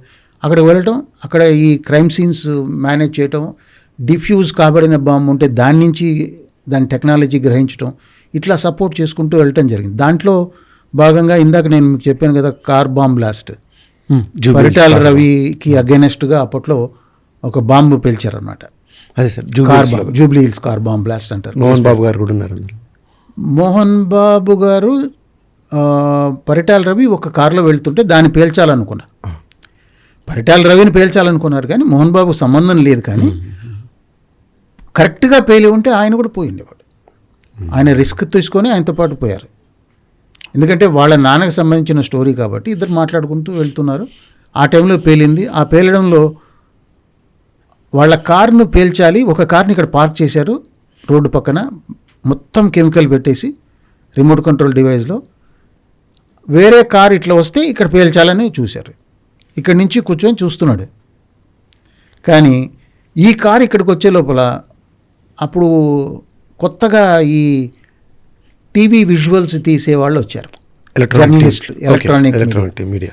వాళ్ళ కారు వీళ్ళ ముందు నుంచి, అంటే పరిటాల రవి మోహన్ బాబు కూర్చున్నది వీడియో తీద్దామన్న ఉద్దేశం కావాలి, వాళ్ళు ఇక్కడ వచ్చేసారు. వాళ్ళ కార్ అఫెక్ట్ అయింది బ్లాస్ట్లో. వీళ్ళు సేవ్ అయిపోయారు. వాళ్ళందరూ చచ్చిపోయారు. చచ్చిపోతే కూడా ముక్కలైపోయారు. వాళ్ళ చేతులకు ఉన్న ఉంగరాలను బట్టి ఏ బాడీ ఎవరిది అనేది ఐడెంటిఫై చేయాల్సి వచ్చింది. అంతగా ముక్కలైపోయారు. దాంట్లో 50 మంది దాకా పోయారు ఆ కేసులో బ్లాస్ట్. కొలాటరల్ డ్యామేజ్ అవుతుందని తెలిసినా వాళ్ళ టార్గెట్ ఒక్కడే అయినా ఒక్కడినే చంపడం కష్టం కాబట్టి మీద వాళ్ళు పోయినా పర్వాలేదని చెప్పి అటాక్ చేశారు.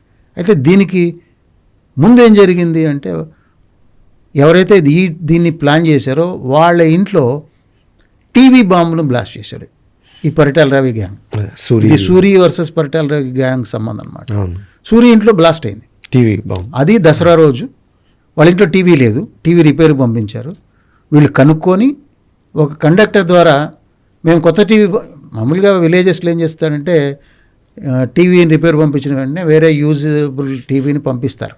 అట్లా వాళ్ళు పంపించినట్టుగా కండక్టర్ ద్వారా వాళ్ళ ఇంటికి పంపించారు. కండక్టర్ కూడా దానిలో ఏముంది తెలియదు, పోయి ఇచ్చాడు. వాళ్ళ అన్న కూతురు అక్క కూతురు ఎవరో ఉన్నారు, వాళ్ళు బయటికి నడుచుకుంటూ వెళ్ళారు చాక్లెట్లు ఏదో కొనిద్దామని. ఇంట్లో వాళ్ళందరూ ఉన్నారు. వాళ్ళ తమ్ముడు దాన్ని స్విచ్ ఆన్ చేశాడు, పేలిపోయింది. ఇంట్లో అందరూ చచ్చిపోయారు, సూరి బతికాడు. ఆ స్టోరీ పక్కన పెడితే ఇప్పుడు అంతా ఇల్లు పడిపోయింది దాంట్లో కూడా. రవి సూరి బతికే ఉన్నాడు కాబట్టి ఆయన, మా ఇంట్లో బాంబులు ఏం పెట్టుకోలేదు సార్, నేను మా ఇంట్లో లేవు అని అన్నారు. వాళ్ళ ఇంట్లో ఉన్నవి పేలాయేమో అనేది ఫస్ట్ డౌట్. మా ఇంట్లో నేనేం పెట్టుకోలేదు, అంత ఎక్కడైనా ఉంటే తప్ప ఇంట్లో పెట్టుకోము, పిల్లలు ఉంటారు కాబట్టి అని చెప్తే, ఇప్పుడు ఇంట్లో ఏది పేలిందాలి మరి, ఎలా పేలి ఉండాలి? ఇందాక మిమ్మల్ని క్రైమ్ సీన్ ప్రాసెసింగ్ ఇంజురీస్ని బట్టి చేస్తాము అని అన్నాం. సో ఇంటిపైన ఉన్న ఆ కప్పులు మీద పడిపోయినవన్నీ తీస్తే లోపల ఉన్న శవాలకు అన్ని శవాలు పైన డెబ్రీ పడటం వలన చనిపోయారు. Blast effect. ఒక్కడేమో బ్లాస్ట్తో చనిపోయాడు. అతనికి ఏమైంది, చేతులు ఎగిరిపోయాయి, నడుము ఎగిరిపోయింది. పేలిన చోట క్రాటర్ ఫామ్ అవుతుందని చెప్పాను ఇందాక నేను. గొయ్యి ఫామ్ అయితే ఆ మొదటి రూమ్లో కార్నర్లో వాళ్ళకు టీవీ ఉంటుంది, అక్కడ గొయ్యిలాగా ఫామ్ అయింది. ఇంపాక్ట్ అక్కడ ఉంది. ఇతని శవం కూడా అక్కడే ముక్కలై పడింది. అంటే ఈ ఏరియాలో బ్లాస్ట్ అయింది. ఈ ఏరియాలో ఏముంటుంది, ఏం లేదు సార్. టీవీ వచ్చిందని ఆయనకు తెలియదు. సూర్యకి తెలియదు. టీవీ లేదు కాబట్టి అక్కడ ఏమి ఉండదు సార్. చిన్న టీవీ స్టాండ్ ఉంటుంది, టీవీ కూడా రిపేర్కి పంపించాము, అక్కడేమి ఉండదు. అక్కడ ముక్కలన్నీ ఏరామన్నమాట. టీవీ ముక్కలన్నీ బయటపడతాయి. టీవీలు ముక్కలు ఉంటాయి కదా, ఆ చుట్టుపక్కలంతా ఎగిరిపడ్డము. ఏ టీవీ అనేది తెలియదు. ఆ రోజుల్లో పోర్టబుల్ టీవీకి యాంటనా, ఇట్లా పోర్టబుల్ యాంటనా దొరికేది. ఇది స్టెయిన్లెస్ స్టీల్ యాంటనా ఉంటుంది, బయట ఉంటుందా, ఇట్లా టెలిస్కోపిక్ యాంటనా లాగా ఉంటుంది. దాని ముక్కలు పడ్డాయి. తీస్తే బీపీఎల్ టీవీ. మీ ఇంట్లో బీపీఎల్ టీవీ ముక్కలు ఉన్నాయి కదండి అని మనం అతన్ని అడగటం, అతను నాకు తెలియదు లేదు అనడం. అంతలోపల ఆ కండక్టర్ తెలుసుకొని బ్లాస్ట్ కదా, బీపీఎల్ టీవీ అయితే నేనే ఇచ్చాను సార్, నాతోనే పంపించారు. ఎవరు పంపించారో వాళ్ళు పంపించారు. సో మొత్తం అంతా సీన్ మళ్ళీ ఇన్వెస్టిగేషన్ బయటపడింది. ఇది పేలిపోతుంది, అది కనుక్కోలేరు అని పెట్టారు వాళ్ళు. కానీ క్రైమ్ సీన్లో ఉన్న చిన్న చిన్న టీవీ ముక్కలు, ఆ టీవీ ముక్కలు కూడా ఇందాక మీకు చెప్పాను, లోపల నుంచి పేలితే ఎక్కడ ఉంటుంది, టీవీ పక్కన బాంబు పేలితే ఎలా ఉంటుంది. టీవీ పక్కన బాంబు పేలితే ఈ పక్క ఎఫెక్ట్ అవుతుంది, టీవీ లోపల బాంబు పేలితే లోపల నుంచి బయటికి ముక్కలు చీలుతాయి. సో ఇవన్నీ కూడా ఆ ఇంపాక్ట్లో ఉన్నాయి. సో టీవీలో లోపల ఉన్న సర్క్యూట్లన్నీ తీసేసి ఇది మంచి కెమికల్ అంతా ఫిక్స్ చేసేసి దానికి పవర్ సప్లై నైట్రోగ్లిజరిన్ వాడారు, జిలటిన్ స్టిక్స్ వాడారు. పవర్ఫుల్, అది పవర్ఫుల్, హై ఎక్స్ప్లోజివ్. అది మీరు ఇందాక అన్నారు, ఆ ఎక్స్ప్లోజన్ వల్ల ఒకరే చనిపోయారు. ఎక్స్ప్లోజన్ ఇంపాక్ట్ ఒకరి మీదే ఉంది, మిగిలినవన్నీ పడిపోవడంతో మిగతా వాళ్ళంతా పోయారు. అవును సార్. ఇప్పుడు ఎక్స్ప్లోజన్ ఇంపాక్ట్ అంటే ఇప్పుడు సినిమాల్లో చూపిస్తారు కదా సార్, కొన్ని అంటే కొంచెం డ్రామాటిక్గా చూపిస్తారు. బాంబు పేలిన తర్వాత ఆ ఇంపాక్ట్ వల్ల చాలామంది ఎగిరిపోయి చనిపోతారు. ఆ ఇంపాక్ట్ వల్ల దూరం ఉన్నా సరే నిజంగా అంత ఇంపాక్ట్ఫుల్ ఉంటాయా? ఉంటాయి. అంటే మనమున్న పొజిషన్ వల్నరబుల్ అయితే ఎక్కడో పోతున్న వాళ్ళు కూడా చనిపోతారు. పంజాబ్ మిలిటెన్సీలో కూడా నేను అక్కడ కూడా దీనికోసం వెళ్ళేవాడిని. ఒక కేసులో ఒక ఎస్ఎస్పి అంటే సీనియర్ సూపరింటెండెంట్ ఆఫ్ పోలీస్ అంటారు, రోడ్డు సైడ్ బాంబు పెట్టాడు వాడు పేల్చేదానికి. కరెక్ట్గా ఆ కారు వచ్చిన వెంటనే రోడ్ సైడ్ పేలాలి. అది పేలే టైంకు అతను ఆ కారు అట్లా పోతూ ఉంటే ఆయన రైట్ సైడ్ కూర్చోకుండా ఆ రోజు లెఫ్ట్ సైడ్ కూర్చున్నాడు, రైట్ సైడ్ వాళ్ళ అమ్మాయి కూర్చుంది. దీంట్లో నుంచి ప్రొడ్యూస్ అయిన వేవ్ ఆ అమ్మాయి తలని లేపేసి అటాక్ ఎవరికో పెడితే ఎంతో దూరమున వీలిపోయారు. అంతెందుకు ఇందాక చెప్పిన పరిటాల రవి బాంబ్ బ్లాస్ట్ కేసులో కూడా కార్ బాంబ్ బ్లాస్ట్ వాళ్ళ కోసం పెడితే పక్కన ఉన్న వేరే కారులో పోతున్న 5-6 మంది జర్నలిస్ట్ ఎగిరిపోయారు కదా, వాళ్ళ సంబంధమే లేదు. అలాగే ఈ కార్ ఇంపాక్ట్కు చుట్టుపక్కల సినిమా షూటింగ్ ఓపెనింగ్ అదనమాట ఆ రోజు, దానికోసం వచ్చిన వాళ్ళ ఊరి వాళ్ళందరూ చుట్టుపక్కల అందరూ చచ్చిపోయారు. దాదాపు 80 feet దూరంలో కూడా మనుషులు చచ్చిపోయారు ఆ కేసులో. కాబట్టి ఇంపాక్ట్, ఎక్స్ప్లోజన్ ఇంపాక్ట్, దాని వేవ్ పోయిన డైరెక్షన్లో మనిషి ఉంటే లేపేస్తుంది. అలిపిరి బాంబ్ బ్లాస్ట్లో కూడా అంత పేలిన ఎవరు పోలా, ఇక్కడ ఇంత పేలితే ఇంతమంది పోయారు, అక్కడ పేలింది దాదాపు 200 kgs పేలితే పోలేదు. మీకు నేను విజువల్ చూపిస్తాను. Okay sir. జనాలు నమ్మలేని నిజమంటే అదే, 200 kgs పైగా పేలింది. ఇంకొక 150 kgs దాకా ఇంకా పేలకుండా ఉంది అట్లే, అది కూడా డిఫ్యూజ్ చేశాం. ఒకటి కూడా డెత్ లేదు కదా సార్? అక్కడ డెత్ లేదు. ఓకే. డ్రైవర్ హెడ్ ఇంజరీ అయింది. డ్రైవర్ పక్కన కూర్చున్న చంద్రబాబు నాయుడు గారు ఆ ప్రొటెక్షన్ ఉండడం వల్ల, పైగా బ్లాస్ట్ ఇంపాక్ట్ పైనుంచి వెళ్ళటం వలన సేవ్ అయిపోయారు. వెనకాల కూర్చున్న వాళ్లకు 2 వాళ్ళు ఉన్నారు, పార్టీ వాళ్ళు, ఓ ఎమ్మెల్యే ఒక ఆయన, ఇంకొక ఆయన ఉన్నారు.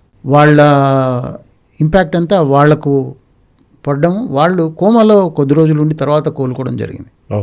సో ఇందులో క్యాజువాలిటీస్ ఏం లేవు, చనిపోయింది ఎవరు లేదు? చనిపోయింది లేదు. అదృష్టం అంటే ఆ లెవెల్లో ఉంది అక్కడ. నేను ఆ డ్యామేజ్ చూపిస్తాను, ఎంత డ్యామేజ్ అయింది, కారు ఎంత డ్యామేజ్ అయింది, దానిలో ఎంత, ఆ కారులో ఆయన ఎప్పుడు బయటపడ్డాడు, కారు లోపల ఎంతసేపు ఉన్నాడు, బ్లాస్ట్ అయిన తర్వాత ఎంతసేపు ఉన్నాడు, అయినా అతను బతికాడు. అక్కడ అది అదృష్టం ఆయనకు కలిసి వచ్చింది అంతే. కానీ ఆ కేసులో ఎవ్వరూ అంత ఎక్స్ప్లోజివ్స్తో సినిమా వాళ్ళ మాదిరి బయటికి రావటం అది చాలా ఆశ్చర్యం. ఆయన అదృష్టం అట్లా తీసుకొని వచ్చింది. అది ఎలా పేలింది అన్నది జస్ట్ ఒక చూపిస్తాను. ఇది ఒక 2D యానిమేషన్ అన్నమాట.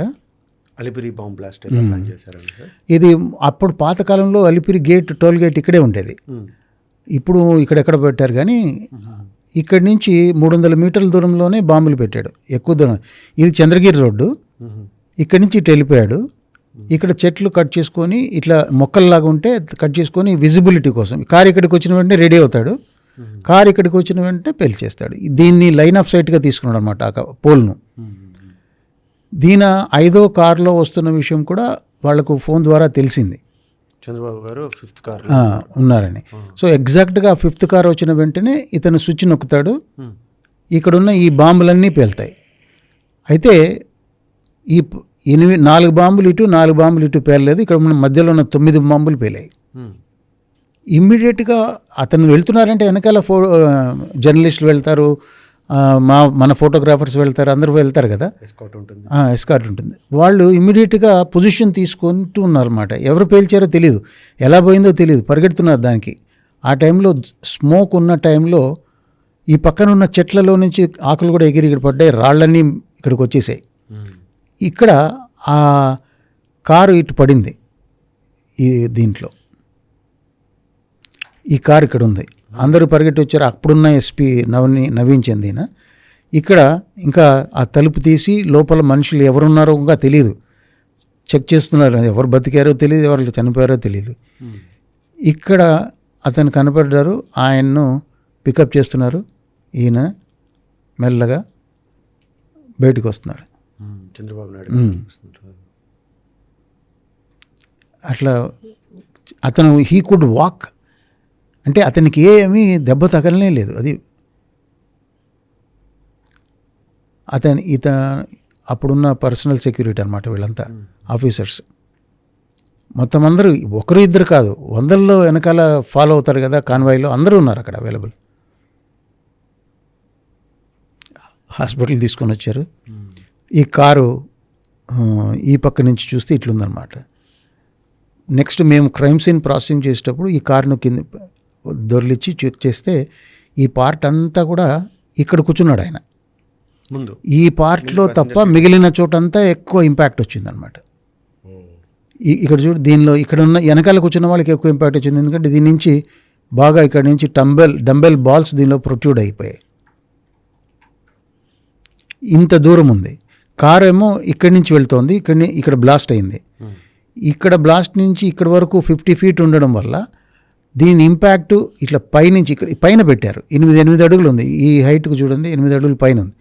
ఈ ఫైట్ నుంచి ఇంపాక్ట్ అంతా పైకి పోవడం వల్ల అతను జన్మభూమి బస్సులో పోతాడు. జనరల్గా వాడు జన్మభూమిలోనే పోతారు ఆయన అనేసి ప్లాన్ చేశారు. ఆ రోజు ఈ కారులో వెళ్ళడం జరిగిందనమాట.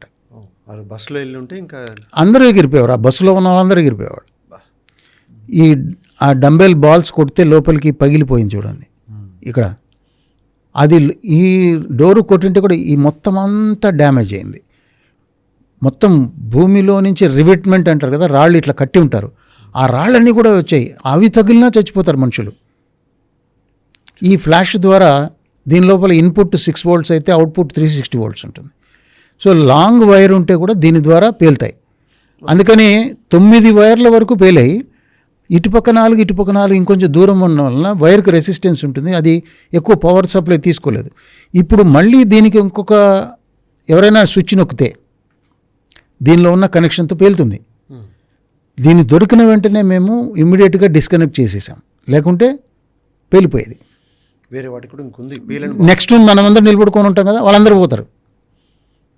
సో ఇది ఇంపాక్ట్. ఇక్కడ బాంబులు ఉన్నాయి, ఈ పార్ట్ ఎగిరిపోయింది. ఈ వైర్లు దానిలో పట్టుకొని ఈ వైర్ల ద్వారా మనం వెళ్తే 8 బాంబులు మనకు కనపడ్డాయి. ఇది ఒక బాంబు అనమాట. ఓపెన్ చేస్తున్నా నేను. అప్పుడు బాంబ్ సూట్ తోటి అవసరం, ఎందుకంటే వైర్ కట్ చేసాం, పవర్ సప్లై లేదు. సో మెల్లగా దీన్ని స్లోగా తీయాల్సిన బాధ్యత అనమాట. తీస్తే ఇలా బయటకు వచ్చింది. ఒక్కొక్క దాంట్లో 25 కేజీలు ఉంది బాంబు, కెమికల్. ఇదంతా మెటల్ బాక్స్. ఇట్లా సైడ్ నుంచి కొట్టడం వల్ల bomb impact direction, claymore mine, direction mine అంటారు దీన్ని. ఇంత గుంతలో పెట్టారన్నమాట. పైన చూడండి గడ్డి ఎంత పోలిచ్చిందో. ఇంత ఉంటే డిస్టర్బెన్సే లేనప్పుడు ఎందుకు వాళ్ళు చెక్ చేస్తారు? అట్లా ఎన్నో ఇటువంటి బాల్స్ అవన్నీ ఎగిరి అవతల పక్క పడ్డం చోటు నుంచి తీసామన్నమాట. క్రైమ్ సీన్లో ప్రతి ముక్క ఏరితే ఏదో ఒక ముక్క మనకు క్లూ ఇస్తుంది. ఆ క్లూ ప్రకారం ఇక్కడ కూర్చొని నొక్కాడనమాట. అక్కడే ఫ్లాష్ దొరికింది. ఇన్ని మనం దానిలోంచి బయటికి తీసాం. దానిలో ఉన్న కెమికల్స్ ఇవి. దాన్ని వేయి చేసాము. 23 కేజీలు ఒక్కోటి, 25 కేజీలు ఒక్కోటి అట్లా ఉందన్నమాట. ఈ ఒక్కదానిలో మాత్రం 32 కేజీలు ఉంది.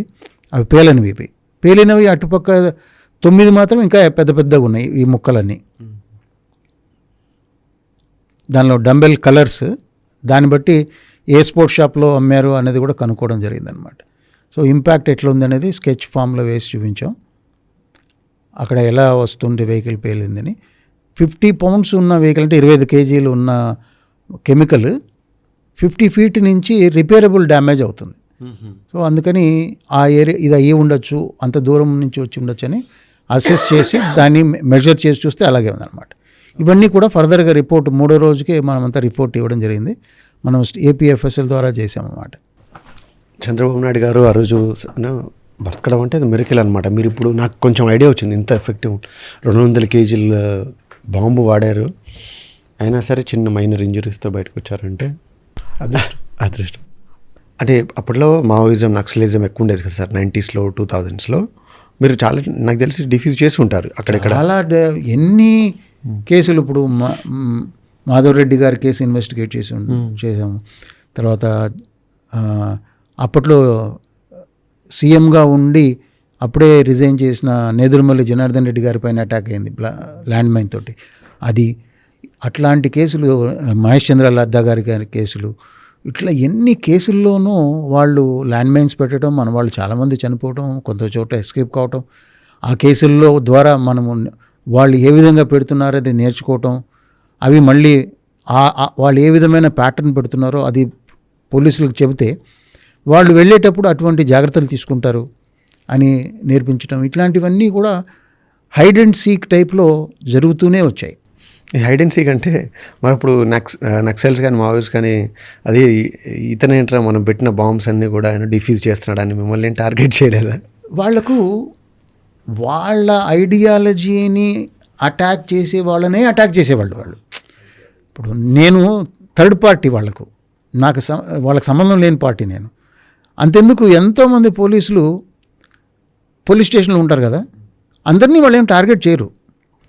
స్పెసిఫిక్గా వాళ్ళు ఆలోచించి, వాళ్ళ థింక్ ట్యాంక్ వాళ్ళు, వాళ్ళ సీనియర్స్ అందరూ కలిసి ఆలోచించి ఈ ఇన్స్పెక్టర్ను టార్గెట్ చేయండి, ఈ డిఎస్పీని టార్గెట్ చేయండి, ఈ ఎస్పీని చేయండి అంటేనే చేస్తారు. వాళ్ళకి వాళ్ళ రీజన్స్ ఉంటాయి. దానిలో జంగ్ అని ఒక మ్యాగజైన్ ఉంటుంది. ఆ మ్యాగజైన్లో రాస్తారు కూడా వాళ్ళు ఎందుకు మేము టార్గెట్ చేసాము. ఉమేష్ చంద్ర అని ఇక్కడ అమీర్పేటలో కాల్చి చంపారు, ఆయన ఎందుకు టార్గెట్ చేసాం, ఇవన్నీ కూడా వాళ్ళ మ్యాగజైన్లో డిస్కస్ చేస్తారు. లేదు సార్, కొన్నిసార్లు విన్నాం కదా, అంబుష్ లాగా వెళ్ళి పోలీస్ స్టేషన్ లేపేస్తారు ఏటూరు నగరం. కానీ మనుషులను చంపడానికి ప్రయత్నం చేయరు. ఓకే, అటువంటి చోట్ల డెస్ట్రక్షన్ వాళ్ళ ఇంపార్టెంట్, ఫిజికల్గా ఇంపార్టెంట్ డెస్ట్రక్షన్ ఒకటి. రెండోది వాళ్ళ యొక్క శక్తిని చూపించుకోవడం వాళ్ళ పాయింట్, పవర్ఫుల్ అని చూపించుకోవడం, అంతే తప్ప ప్రతిదానికని కాదు. సరే, అలిపిరి కేసుకి వస్తే, అలిపిరి కేసు అంత పెద్ద సీఎం గారు వెళ్తున్నారు, ముందే చెక్స్ జరుగుతాయి కదా, మీరు అంతమంది అన్నట్టుగా బాంబ్ స్క్వాడ్ ముందెళ్ళి అక్కడ చెక్ చేయడం లాంటివి చేస్తారు. ఇంత పెద్ద రోడ్, పైగా ఆ రోజుల్లో సీఎం అంటే ఓన్లీ గరుడోత్సవానికి వెళ్తారు. గరుడోత్సవం ఏ రోజు అని సంవత్సరం ముందే తెలిసిపోతుంది. టీటీడీ క్యాలెండర్ ఇచ్చేస్తుంది. ఆ టైంలో 1 అక్టోబర్ వాజ్ గరుడోత్సవం 2003. ఆ రోజు ఆయన ఖచ్చితంగా పైకి వెళ్తాడు అని దానికంటే ముందు ఒక 2 నెలల ముందే బాంబులు తవ్వి పెట్టారు. దానికి వైర్లు కనెక్ట్ చేసి పెట్టుకున్నారు. ఆ వైర్లు కూడా తడి ఏమి కాకుండా దానిపైన స్లీవ్ వేసి పెట్టుకున్నారు. ఆ వైర్లన్నీ దాచిపెట్టుకున్నారు. వాటన్నిటిని భూమిలో పెట్టారు. దానిపైన గడ్డి మొలిచింది. మామూలుగా పోలీసులు చేసే పని ఏంటంటే లేటెస్ట్గా డిస్టర్బెన్స్ ఉన్న ప్రతి ల్యాండ్ను చెక్ చేస్తారు. ఓకే. ఇంత గడ్డి పెరిగిన దాని చోట వాళ్ళకి ఎందుకు అనుమానం వస్తుంది? 2-3 నెలల ముందే పెట్టారనే అనుమానం రాదు. సో అప్పటికి క్యాజువల్గా చెక్ చేస్తారు. డాగ్ స్క్వాడ్ వెళ్తుంది, చెక్ చేస్తారు. అన్ని రోజుల కిందట ఉన్నది అట్మాస్ఫియర్లో వేపర్ అంతా వెళ్ళిపోయి ఉంటుంది, ఇంకేం కనపడదు. కాబట్టి ఏవి గుర్తుపట్టలేవు. వాళ్ళ ప్లానింగ్ చాలా అద్భుతంగా పెట్టి 2 నెలల ముందు నుంచే వాళ్ళు పెట్టేసి, అది చిన్న అడవిలాగా ఉంటుంది. ఇదొక దారి ఉంటుంది. ఇక్కడ ఉంటుంది అది. ఈ దారి చంద్రగిరి వెళ్ళిపోతుంది, ఈ దారి కొండపైకి పోతుంది. ఇక్కడ పేల్చేసి ఇక్కడికి వచ్చి ఇక్కడ మోటార్ సైకిల్ పెట్టుకొని ఇట్లా వెళ్ళిపోయారు వాళ్ళంతే. ఎగ్జాక్ట్గా వాళ్ళు అనుకున్న కారు పేలింది అన్న తర్వాత వాళ్ళు అక్కడ 1 సెకండ్ కూడా ఉండి ఉండరు, వెళ్ళిపోయారు. ఈ మోటార్ సైకిల్ తీసుకెళ్ళి అక్కడ తిరుపతి వెస్ట్ రైల్వే స్టేషన్లో పడేసి వెళ్ళిపోయారు. అక్కడ దొరికింది. దాని ద్వారా ఫర్దర్ ఇన్వెస్టిగేషన్ జరిగింది. ఈయన ఏ కారులో వస్తున్నాడని వాళ్ళకి తెలిసింది అంటే టెలిఫోన్ ద్వారా, మొబైల్ ద్వారా వచ్చింది. అప్పుడు మొబైల్ పాపులర్ అయిపోయి మొబైల్ కమ్యూనికేషన్ ఎట్లా అసెస్ చేయాలా, టవర్ డంప్ని ఎట్లా చూడాలా అప్పుడు తెలుసుకొని దాని ద్వారా కనుక్కున్నారు. తర్వాత వాళ్ళు డంబెల్ బాల్స్ ఒక స్కూల్ పేరు మీద కొనుక్కున్నారు. డంబెల్స్ దాన్ని కట్ చేసి దానిలో పడేశారు. అంత వచ్చి కొడితే అది క్యానన్ బాల్ లాగా వచ్చి కొట్టి ఫెయిల్ చేయాలని వాళ్ళ ఉద్దేశం. స్ప్లింటర్స్. సో అది ఎక్కడ కొన్నారు, ఏ స్పోర్ట్స్ షాప్లో కొన్నారు, ఏ పేరు మీద కొన్నారు, వాళ్ళు ఏ ఫోన్ నెంబర్ ఇచ్చారు, ఇవన్నీ కూడా ఫర్దర్ ఇన్వెస్టిగేషన్ చాలా ఈజీగానే ప్రతిదీ ఇన్వెస్టిగేటింగ్ ఆఫీసర్స్కు లింక్ దొరికింది. ఇవన్నీ లింక్ దొరకాలంటే క్రైమ్ సీన్లో మనం ప్రాపర్గా డిఫ్యూజ్ చేసి ఇది ఇలా జరిగింది అని చూపించాలి. చూపించడం ద్వారా, దాని మీద ఉన్న మార్కింగ్స్ ఐడెంటిఫై చేయడం ద్వారా, మాధవరెడ్డి కేసు దీనికి సిమిలారిటీస్ ఉన్నాయి, ఫ్లాష్ లైట్ ఉంది అన్నీ చూపించిన తర్వాత దాంట్లో ఆల్రెడీ కొంత ప్రోగ్రెస్ ఉంది కదా మాధవరెడ్డి కేసులో. మాధవరెడ్డి కేసు కూడా చేసింది వీళ్ళేనా సార్? వీళ్ళే. ఓకే. అదే గ్రూపే చేసింది కాబట్టి అదే సిమిలారిటీస్ ఉన్నాయి. దాంట్లో కూడా ఇట్లాంటి సిమిలారిటీసే ఉన్నాయి. దాంట్లో కూడా వీళ్ళు కొంత టైం ముందుగానే తవ్వి పెట్టారు. రోడ్డు వేస్తుంటే ఫ్లైఓవర్ ముందుగానే వేసి పెట్టారు అన్నమాట. సో అట్లాగా ప్లానింగ్, ఎగ్జిక్యూషన్ అంతా కూడా చాలా సిమిలారిటీస్ ఉన్నాయి. ఇంక్లూడింగ్ ఆ వైర్లు భూమిలో పెట్టడము, దానికి స్లీవ్ వేసి అది చెడిపోకుండా వైర్ కట్ అయిపోకుండా చూసుకోవటం, ఇవన్నీ కూడా అక్కడ కూడా చేశారు అనమాట. 99% సిమిలారిటీస్ ఉన్న కేసులు ఇవన్నీ. సో దాంట్లో ఉన్న ప్రోగ్రెస్, దానికి అదే టైంలో ఇక్కడ వీళ్ళు అవైలబుల్ ఉండటం, ఇక్కడ ఒక ఇంట్లో బాడీ కొనటం, ఆయిల్ను రైడ్ చేస్తే దాంట్లో ఈ నెక్స్ట్ జరిగే రోజు పేల్చాలని వాళ్ళు రాసుకున్న విషయాలన్నీ కనిపెట్టడం, ఇవన్నీ చాలా పకడ్బందీగా అయిన ఇన్వెస్టిగేషన్ పాసిబుల్ అవుతుంది. ఎప్పుడు అంటే క్రైమ్ సీన్ నుంచి క్లూ దొరికితే. అసలు క్రైమ్ సీన్ నుంచి కోర్టు వరకు జరిగే ప్రతి ప్రక్రియ ఇన్వెస్టిగేషన్. అందుకని క్రైమ్ సీన్ టు కోర్ట్ అని చెప్తాం మేము.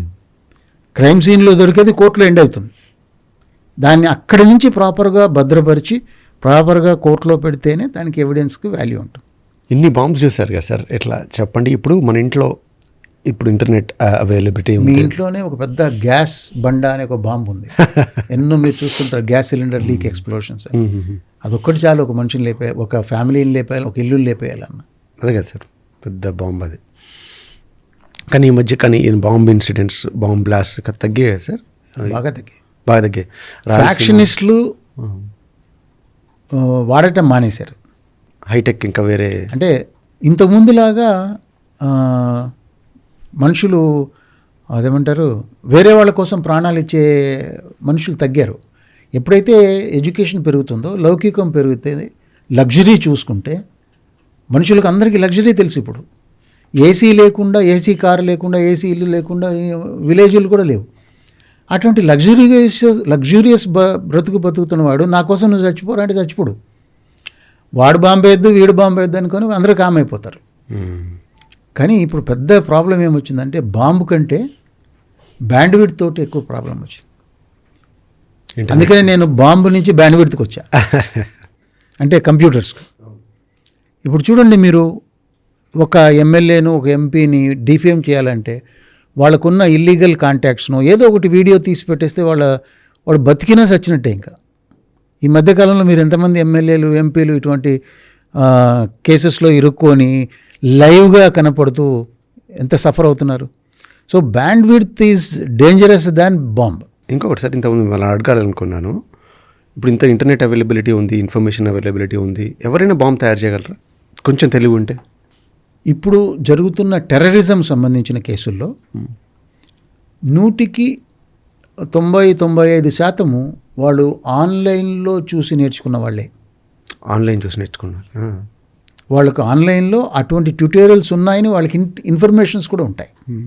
వాళ్ళని ఎవరైతే ట్రైన్ చేస్తాడో, ఎవరైతే హ్యాండిల్ చేస్తుంటాడో వాళ్ళు సీక్రెట్గా ఇట్లాంటివి డాక్యుమెంట్స్ డార్క్ వెబ్ అని ఉంటుంది. ఆ డార్క్ వెబ్లో ఇవన్నీ సర్క్యులేట్ చేసి వాళ్ళను ఎడ్యుకేట్ చేస్తారు. ఫిజికల్గా వాళ్ళు వేరే కంట్రీకి పోయి ట్రైన్ అవుతే ఆ కంట్రీ బద్నాం అవుతుందని అందరికీ తెలుసు. అందువలన ఇప్పుడు ఇక్కడి వాళ్ళనే మనకు అగైనెస్ట్గా చేసేసి వాళ్ళకు నేర్పించి వాళ్ళకు ఈ మెటీరియల్ ఎక్కడ దొరుకుతాయి కూడా చెప్పి వాళ్ళ ద్వారా చెప్పేసి. అందుకనే ఈ మధ్యకాలంలో మీరు ఢిల్లీలో జరిగిన బ్లాస్ట్, యాక్సిడెంటల్ బ్లాస్ట్ అని, ఇంటెన్షనల్ బ్లాస్ట్ అని ఏదైనా కానీ, ఆ బ్లాస్ట్లో చాందీ చౌక్ దొరికిన వాళ్ళందరూ అదే డాక్టర్స్. ఆ డాక్టర్స్ కూడా అందరూ డబ్బులతో కొన్న డాక్టర్లు కాదు, చాలా తెలివైన డాక్టర్లు. వాళ్ళు మెరిట్తో డాక్టర్ సీట్లు తెచ్చుకున్న డాక్టర్లు వాళ్ళంతా. వాళ్ళకు కూడా మన ఐడియాలజీ ముఖ్యము, మన బ్రతుకు కన్నా, మన లగ్జరీ కన్నా, మన తెలివి కన్నా అని వాళ్ళు భావించారు అంటే మన ఫ్యాక్షనిస్టుల దగ్గర ఉండే వాళ్ళకన్నా వాళ్ళు దరిద్రులు. ఎందుకంటే ఫ్యాక్షనిస్ట్ దగ్గర ఉన్న వాళ్ళని మారిపోయారు. చదువు తక్కువ ఉన్నా మారిపోయారు. వాళ్ళు అంత చదువు ఉండి కూడా వాటిలో పనులు చేశారు. రిలీజియస్ ఎక్స్ట్రీమిజం అంతే. ఇంకా వాళ్ళ ఇష్టం.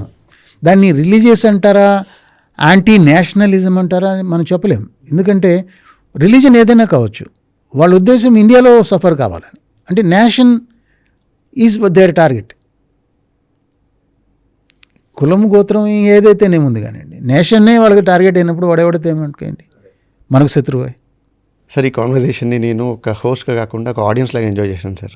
మీరు చెప్పిన రాయలసీమ బాంబుల స్టోరీలు, అలిపిరి స్టోరీ వెరీ ఇంట్రెస్టింగ్. అలాగే సినిమాల్లో బాంబ్ స్క్వాడ్స్ అంటే వాళ్ళ లైఫ్ చాలా డ్రామాటిక్గా ఉంటుంది, వెళ్ళి రెడ్ వైర్ కట్ చేస్తే వాళ్ళ లైఫ్ సెటిల్ అవుతుంది అన్నట్టు కాకుండా రియల్ లైఫ్లో ఇంత రిస్కీగా ఉంటుందని చెప్పారు. Thank you so much for sharing though stories sir. అలాగే ఈరోజు మన గెస్ట్గా వచ్చినందుకు thank you so much sir. Nice of you.